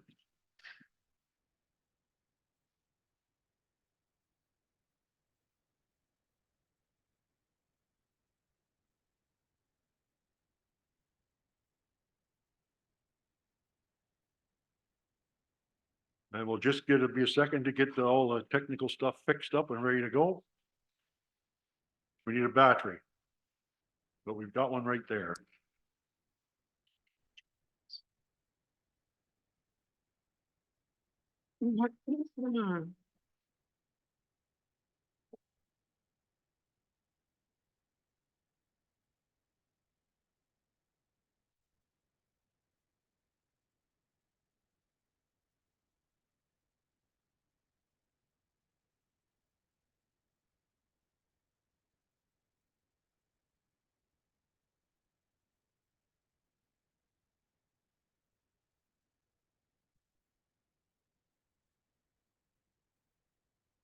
Thank you, Alex. Go ahead, please. Through you, the mayor, to council. The application is for Victor Hazema, part lot 4 and 5, concession B. South side of the Forest Road, the north part of lot 3, concession B. South side of the Forest Road in the township of Haldeman. A public meeting was held for the application to permit a game bird hunting preserve on the subject lands on January 24th, 2024. Report 2024 PED 03 provides a detailed summary of the application. The application was deferred to provide time to consult with Alderville First Nation on their concerns and to discuss safe buffer distance to adjacent properties and the road and rail allowances. On February 14th, 2024, staff held a meeting with staff from Alderville First Nation, the MNRF, Lower Trent Conservation, and the applicant. Staff have corresponded with MNRF staff a number of times in regards to the proposal. The applicable policies of the provincial policy statement, growth plan for the Greater Golden Horseshoe, Northumberland County official plan, and Alderman official plan were summarized in the previous report. Through additional consultation with Alderville First Nations and review to address concerns, it is confirmed that the proposed game bird hunting preserve as an agricultural related use is consistent with the PPS and conforms with the growth plan for the Greater Golden Horseshoe, the County of Northumberland official plan, and Township of Alderman official plan. The proposed use will be focused on agricultural lands, which recognizes the importance of protecting the lands designated environmental protection and provincially significant wetlands. No oral submissions were presented at the public meeting on January 24th, 2024, aside from the applicant. A notice of the recommendation was sent to all interested parties on February 14th. They were advised that the meeting is not a public meeting and that they have the opportunity to make written submissions that will be summarized today. 3 written submissions were received since the writing of the report. The first one indicates that they live in close proximity to the site and are concerned with the proposal. They have lived in the area a long time and have never been afraid to walk on the road. Now they hear lots of gunshots going off and have no idea what's going on, and they cannot walk there anymore. Their quiet road is gone. They are asking why someone should take that away from them. It's not only his property he endangers, it belongs to the township, you and I. We also use the road allowance for ATV riding, and that is very close to the location. It's not safe because those on ATVs may not hear the gunshots going off, which is another concern. They question if the owner was operating without permission, and shouldn't that permission include theirs as they are living there. Would you like gunshots going off at various times of day right by your house? I know the spot where this is happening. It is right beside the train tracks. Is that not a concern? I'm sure that CN and VIA would not be happy with it, and rightly so. The owner will tell people to shoot in one direction, but let's think about who's shooting. Most likely those who don't live in the township, those who do not live here. There are people who are looking to shoot particular birds that are released and do not necessarily fly or run where one thinks they do. They have sometimes seen the birds on the road, which now makes sense as to where they're coming from. It only takes one individual who thinks they are above the law and shoot wherever they please. Now, I know not everyone will think this way, but it does happen. So that is an accident if something bad happens. No, it will not be. If you do plan to allow this, what time of day will it happen and what day of the week? We are, as neighbors, would like to know this so we can avoid the area. They trust the township will make smart decisions and not one that favors one individual who does not seem to follow the rules. The second submission states that we live in a peaceful agricultural community. They grew up in the area and know it very well. Since they have lived there, they have been using Baseline Road trail to walk to between Thomas Road and Heron Road. It's a very safe walk by ourselves with children and dogs. A few years ago, they noticed someone making modifications to the unassumed portion of Heron Road with bulldozers and truckloads of recycled asphalt. Seems suspicious since there was no notification from the township. They started hearing gunfire during the day, any time of the day and year. But this is a concern for safety of all of us, as the bullets will hit someone nearby. It would be criminally negligent not to take in consideration the fact that the subject property abuts a heavily trafficked rail corridor, which includes via passengers trains. They believe that safety should always be first when these decisions are made, and hope that the township will deny the application. The third submission states that we note in a recent report to council, the planning committee is deliberating on an application by the Cedar Meadows Game Farm for a rezoning amendment.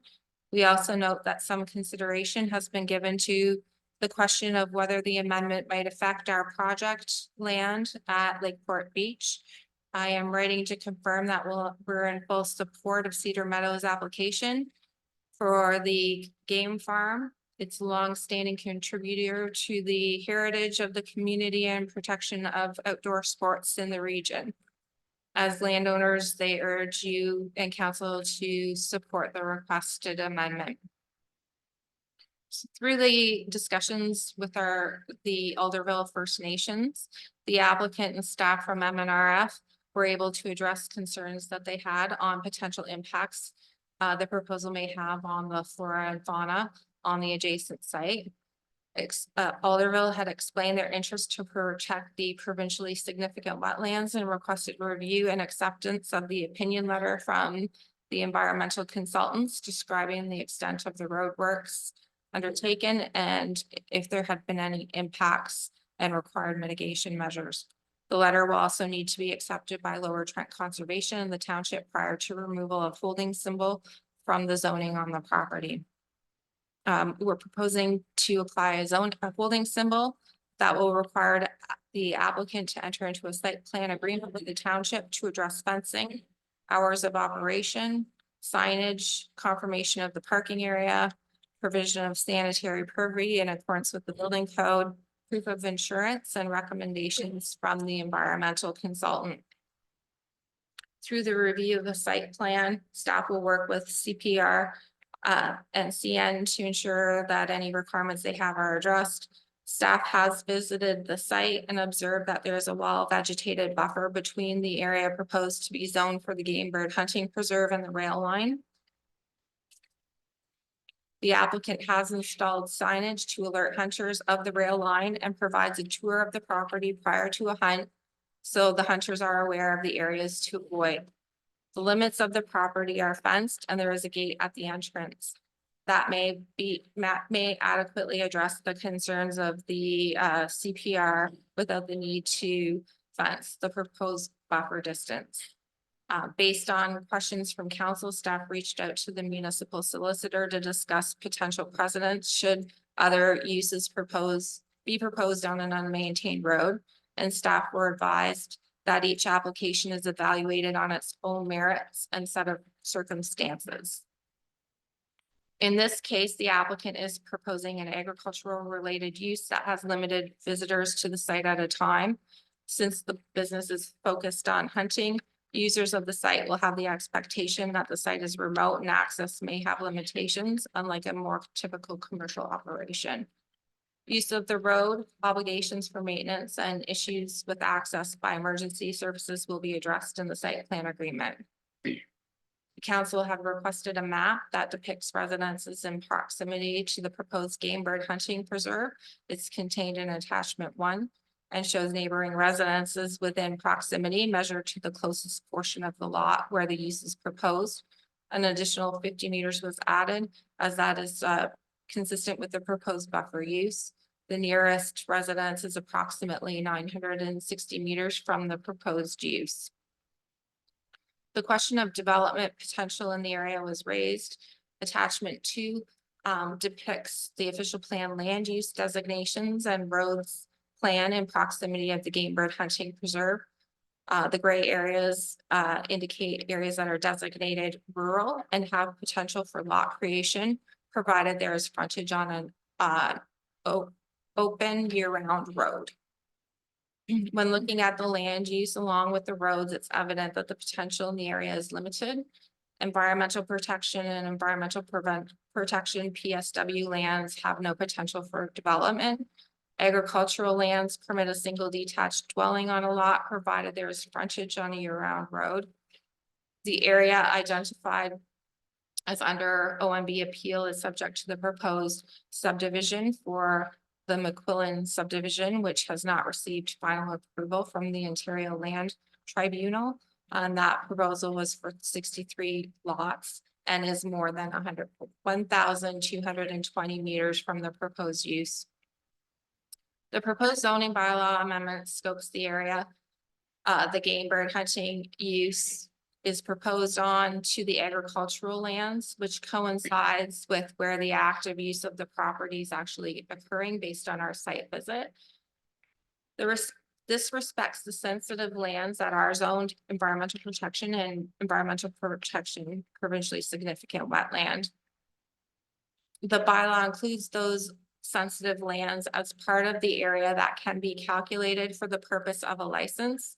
This will enable the applicant to meet the minimum 100-acre lot area requirement the MNRF has for licensing. In terms of safety, the MNRF has provided a summary of general information titled License to Own and Operate a Game Bird Hunting Preserve in Attachment 3. From a safety standpoint, both the Game Bird Hunting Preserve and hunters using the facility are subject to regulations under the Fish and Wildlife Conservation Act 1997. Hunters must have passed the Ontario Hunter Safety Course and exam and the Canadian Firearms Accreditation Course and exam or equivalent acceptable accreditation from other jurisdiction. They must also have an outdoors card. The operator of the Game Bird Hunting Preserve must verify users of the site have the applicable accreditations. The Game Bird Preserve operator is required to obtain a license from MNRF that must be renewed annually. If concerns arise about the safety and the operation of the facility, complaints can also be directed to MNRF. The applicant has also provided additional details to address any community concerns found in attachment 4. And based on the above, staff recommends approval of the application as it is consistent with the provincial policy statement and the growth plan for the Greater Golden Horseshoe and maintains the intent of the county and township of Alma-Calderman official plan. Thank you. Thank you, Tracy. Any questions or comments from council? Go ahead, Councilor Ainsworth.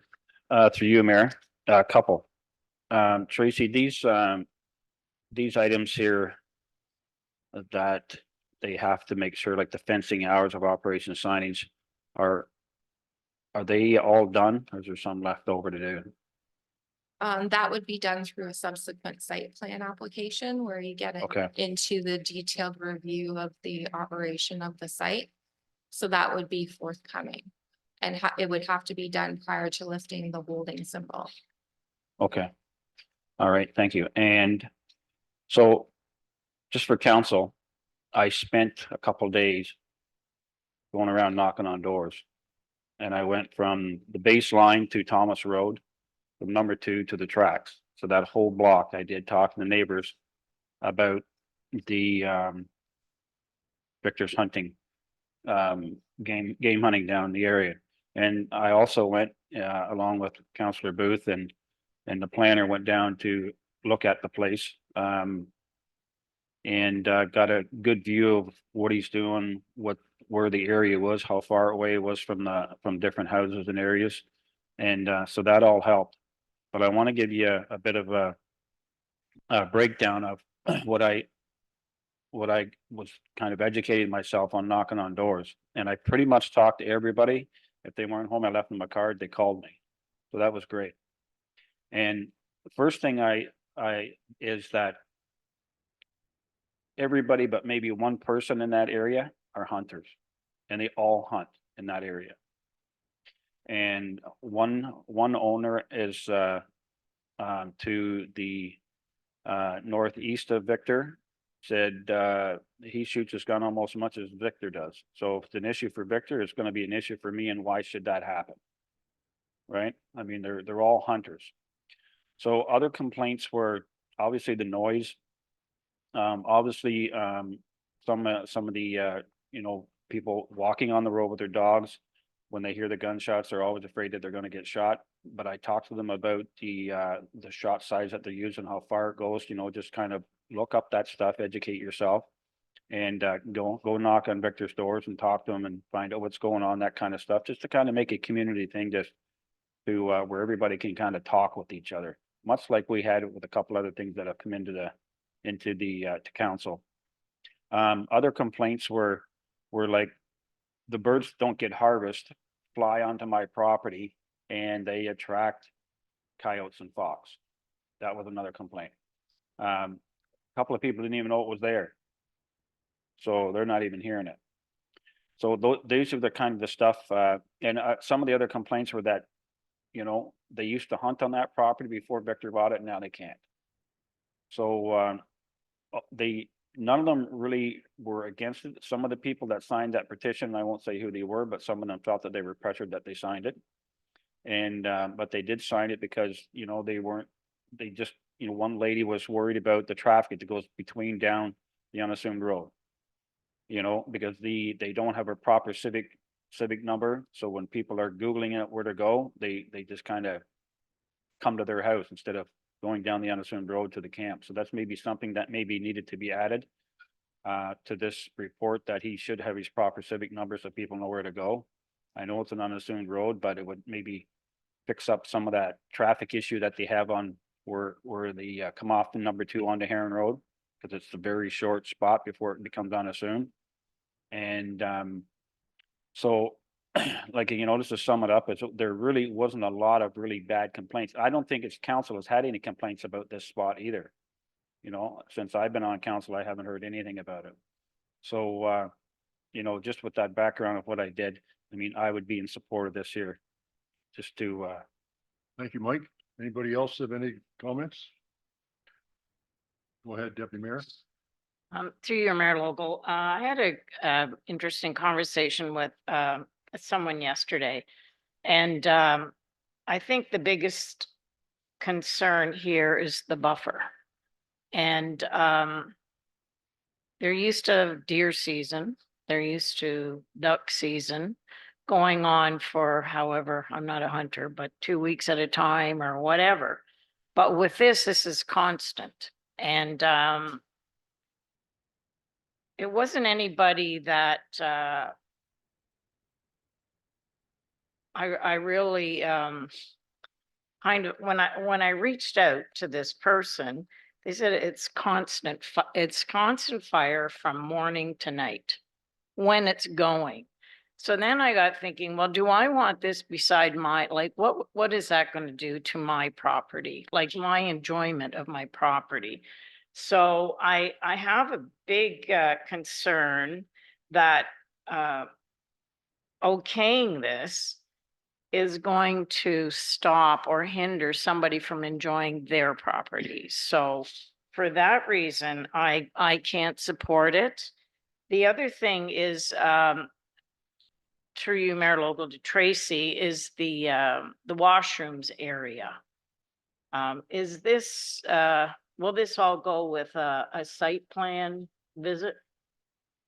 That's correct. So the Mhm. washroom facilities, whether it be a typical washroom or like an outhouse facility that meets the code requirements would be reviewed through the building and Northumberland County Inspection Services. So that would be a site plan requirement. Thanks. So it would be the noise from the property. Thank So you. that would be my concern. Anybody else have any questions or comments? I did have one that's kind of going along with what councilors or Deputy Mayor Stover is saying is, and maybe Mike mentioned it too, and that's just this, the circumference or whatever size of the actual hunting spot is. From what I seen in the one map, it looked like it was very close to the road. But that you haven't taken into consideration making that smaller yet. Is that correct? Through the mayor, we added wording that specifies that there would have to be a setback buffer distance. Let me just double check that. 55 meters from the property line. Okay, and that's based on, That would be the property line is adjacent to the road, so it would Yes. have to be set back 55 meters from that. anywhere you could shoot, anywhere you could shoot from, basically. Right. Okay, thank you. And that was based on the information that you got from the hunting people? The MNRF, Okay, we're very hesitant to put a specific number on because it depends on the shotgun, the shell size, which way the wind's blowing that day. This, it's they don't use bullets, they use a bird shot, which doesn't go as far as a bullet and it's got little pellets on the inside. So I think I've learned a lot about hunting in the past little while. When they shoot these bird shots, it rains down these little pellets, so it's not as intense as a bullet, I guess you could say. thank you. Mike, you have one more comment? Yeah, Mayor, through you, just to add for Tracy's conversation. So the number 6 or number 7 shot is good for about 70 yards. Maybe 60, and then it's, and the number 6 shot, or it might have, I don't know, 100 pellets in it. Kind of thing, right? So once it comes out of the gun, it just scatters and it loses its strength, within that 60, 70 yards. So if you look at the houses that are here around this area, I think the closest one's about 1 kilometer away. Right? Yep. And all kinds of tree and buffer in between. So, and I think you gotta remember, and like I said, I don't know if anybody else would knock on the doors, but everybody's hunters there. No one's worried about the hunting. It's more or less, if there was anything that they were worried about, it was more or less because they used to go down there, and maybe they approached Victor in the woods or something like that, and the conversation wasn't maybe neighborly. So maybe that was an issue. So but other than that, I mean, if there was a spot to have this, that's probably the spot. If it comes back to council, Tracy, will we have to approve the buffer zones and all of that? Well, the recommendation today is for approval. Okay. As it stands. Right. Okay. Anybody else have any further questions or comments? Go ahead, Mary Catherine. I'm just following up on your comment there. It's our job to make sure that all of the i's get dotted, all the t's get crossed, that the process is being followed, and I feel confident that the process is being followed. Thank you. Mayor Logo, if I may, the only other comment I would add that this is, again, it's out in the middle of nowhere, but the sound echoes. And so the noise from these, I don't want to say gunshot, but whatever, I forget what, from the noise of the gunshot going off, I'm not prepared to subject neighbors to that kind of noise. So that's all I wanted to say on that. Thank you. I'm going to read the resolution. Be it resolved that application Z012024 to amend the zoning on parcels of land owned by Victor Hasna, legally described as part lot 4 and 5, concession B, SS Forest Road, and north part lot 3, concession B, SS Forest Road, geographically Township of Haldeman, to permit the use of game bird hunting preserves in the township of Alma-Caldeman zoning bylaw 2019, as amended, be approved, and further that the bylaw will be passed later this meeting. Can I get a mover and a seconder? Moved by Councillor Ainsworth, seconded by Councillor Booth. Excuse me, Mayor Logo, could I have a recorded vote whenever that's proper? You've got that, Madam Clerk? Any other further comments? Go ahead, Madam Clerk. Okay, so through you, Mayor Logo, we've had a recorded vote requested, so I'm going to go through alphabetically by council member name. And when I call your name, please say yay if you're in favor or nay if you are not. Councillor Ainsworth, Yay. Councillor Booth,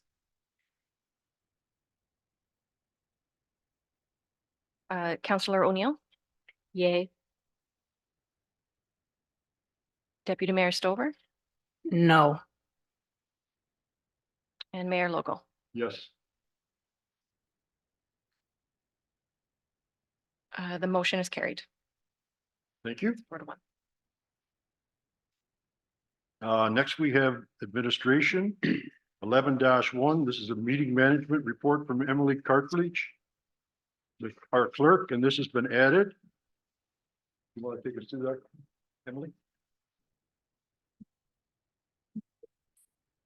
Certainly. Thank you, Mayor Logal. So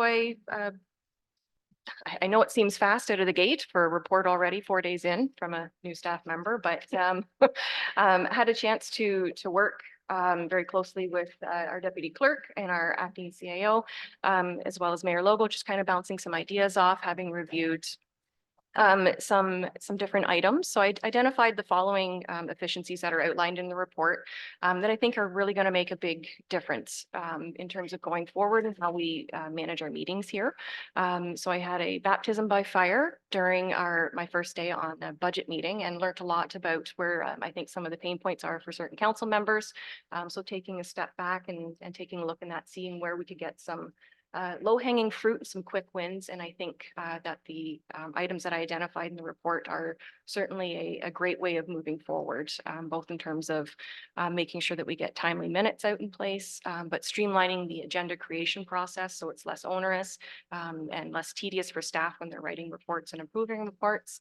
And then as well as Zoom, that should really make a big difference in terms of just making sure we have those T's and I's dotted and crossed from an information and meeting management security standpoint as well. So happy to take any questions from members of council. And Members of council, any questions or comments? Go ahead. I'll make a comment. I'm pleased to see this coming forward. Thank you. I'll make a comment too. Emily assures me that you don't have to be real tech savvy to figure out all this stuff. And if there is any tech savvy stuff, she's going to train us. So I think we'll have no trouble at all adopting. Be it resolved, the council of the township of Alma-Caldeman received the report, meeting management enhancement and software implementation for information. And the council implements the consent agendas for council correspondence and committee reports for enhancing meeting efficiency. Mover and seconder. Councillor Neal, Councillor Ainsworth, further discussion? All in favor? Carried. Next, we have committee reports. We have the Heritage Alma-Caldeman Committee meeting minutes of January 30th, the Lower Trent Conservation regular board meeting minutes of December 14th. And I'll read the resolution. Be resolved that the council of the township of Alma-Caldeman receive the Heritage Alma-Caldeman Committee and Lower Trent Conservation regular board meeting minutes for information. Mover and a seconder. Moved by Councilor O'Neill, seconded by Councilor Ainsworth. Discussion? All in favor? Carried.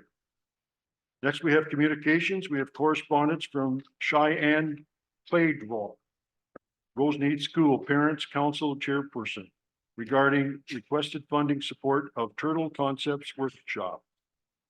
Everybody's had a chance to read that. Do you have any comments?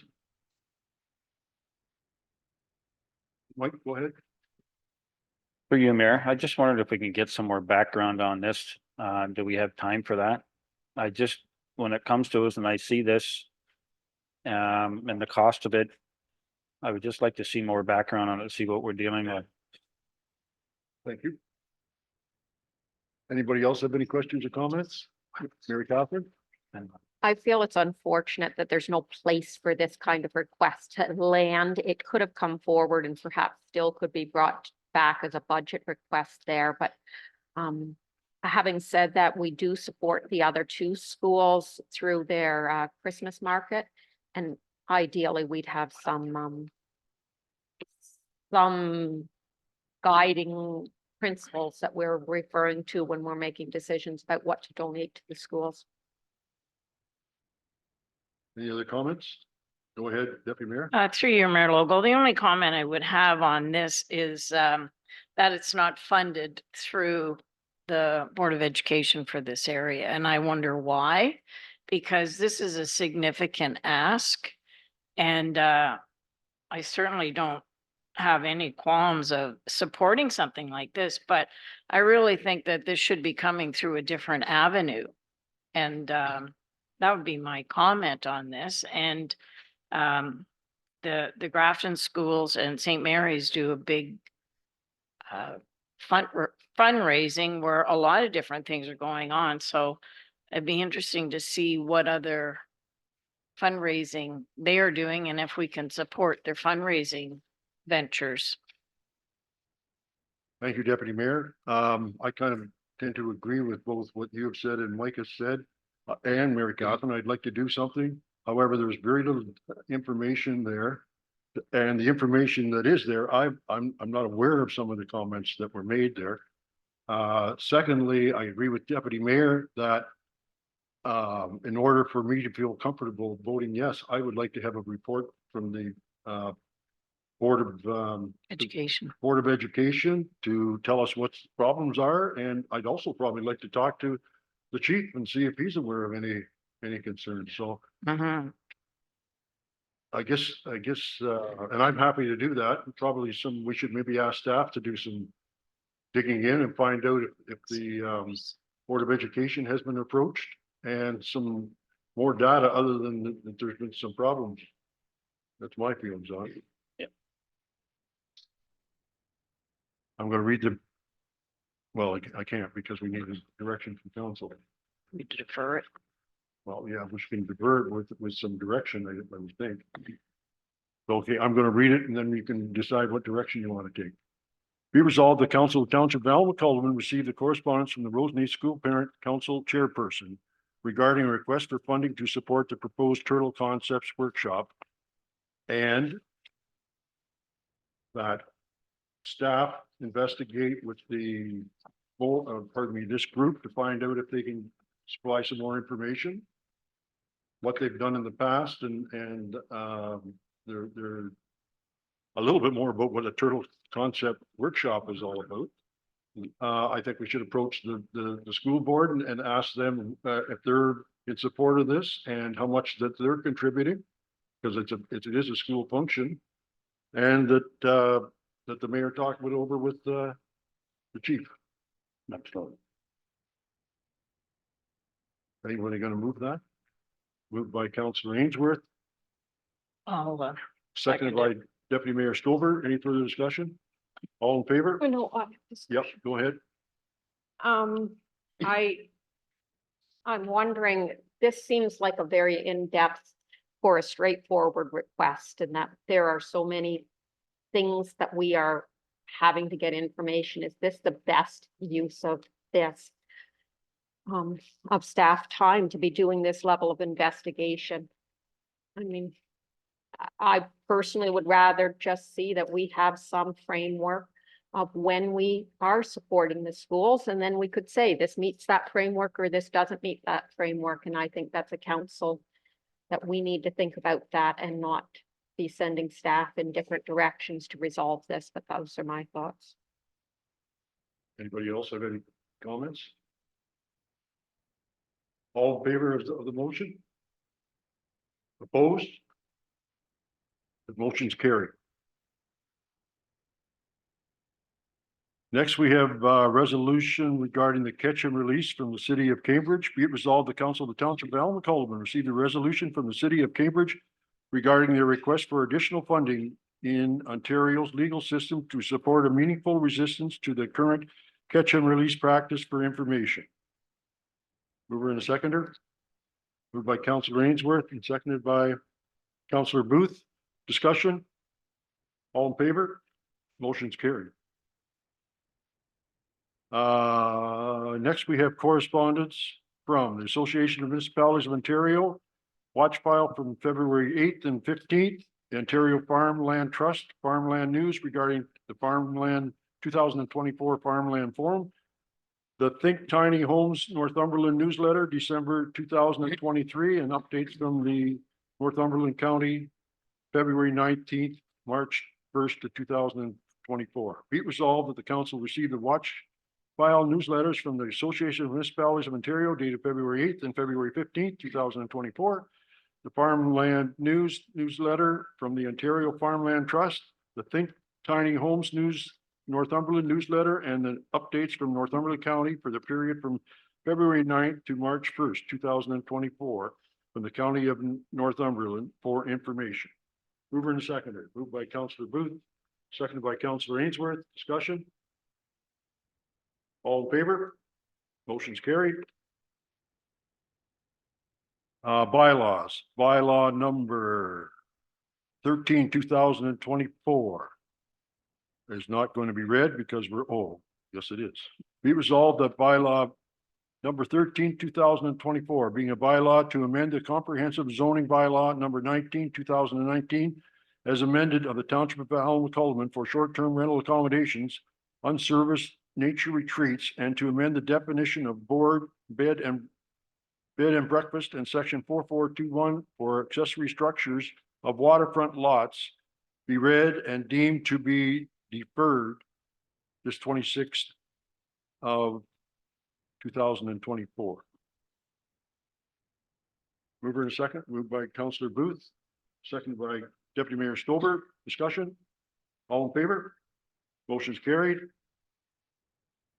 Bylaw 14, 2024, being a bylaw to amend the comprehensive zoning bylaw number 19th as amended of the Township of Allen Cullivan for John Howell, Cestal Cidery Incorporated, concession 4, part lot of 6, geographically in Haldeman.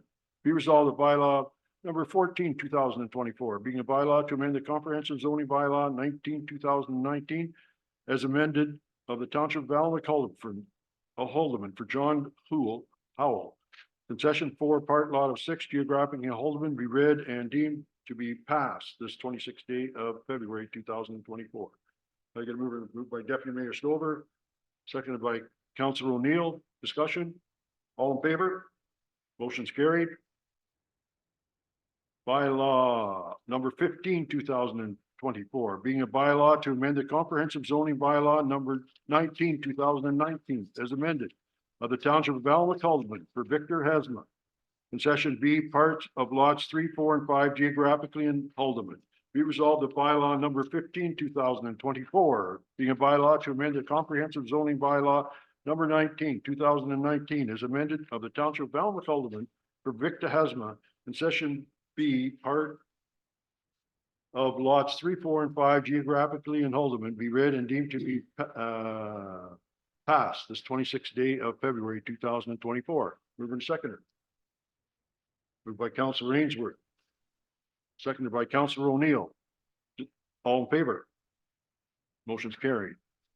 Bylaw 16, 2024, being a bylaw to adopt amend number 2 of the official plan of the Township of Allen Cullivan.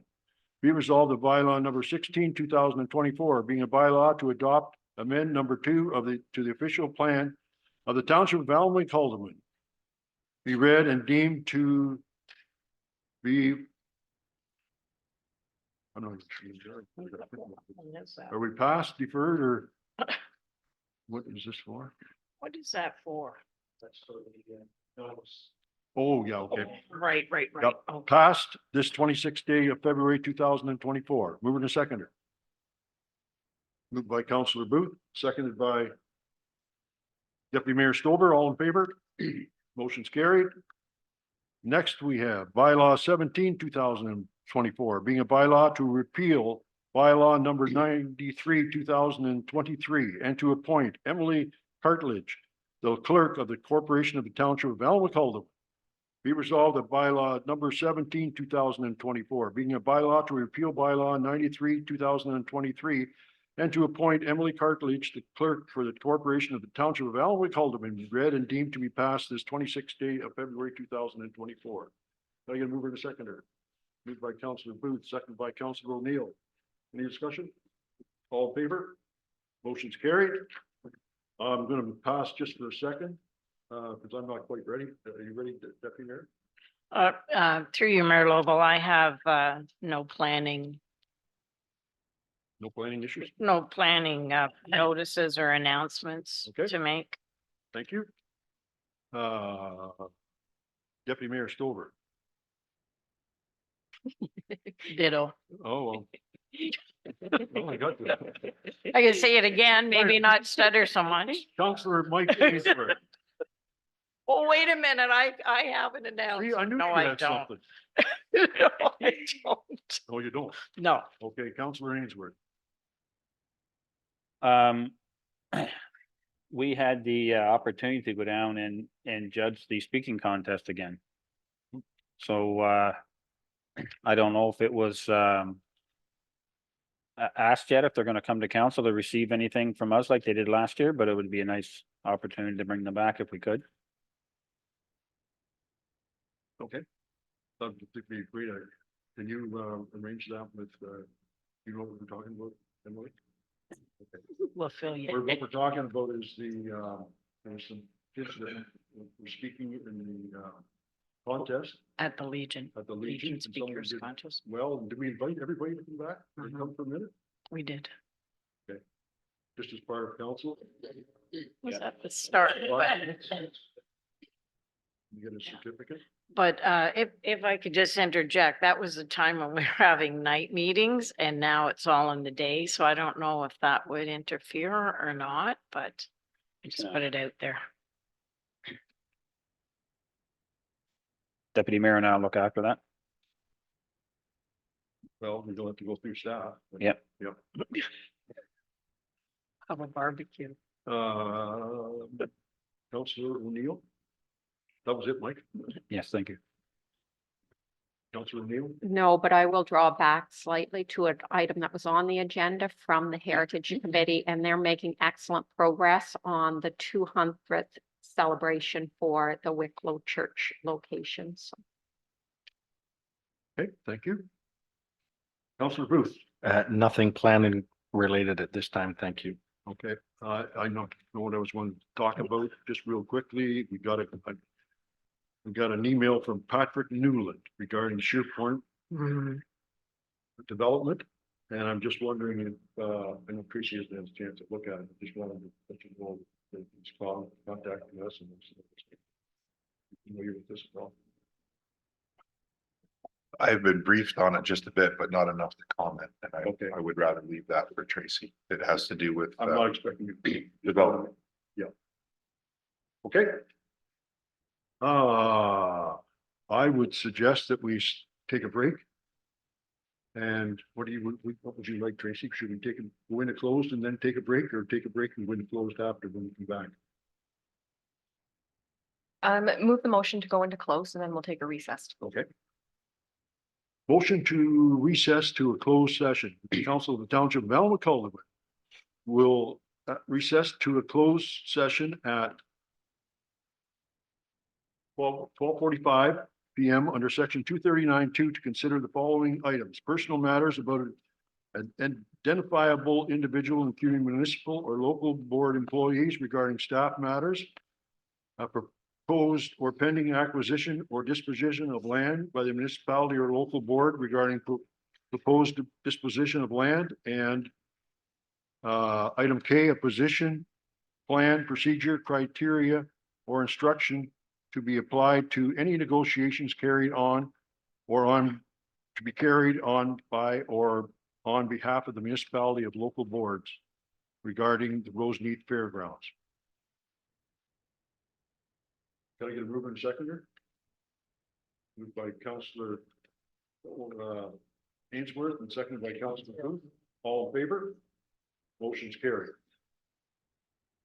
Can I get a motion to go into recess? We don't need to. Yep.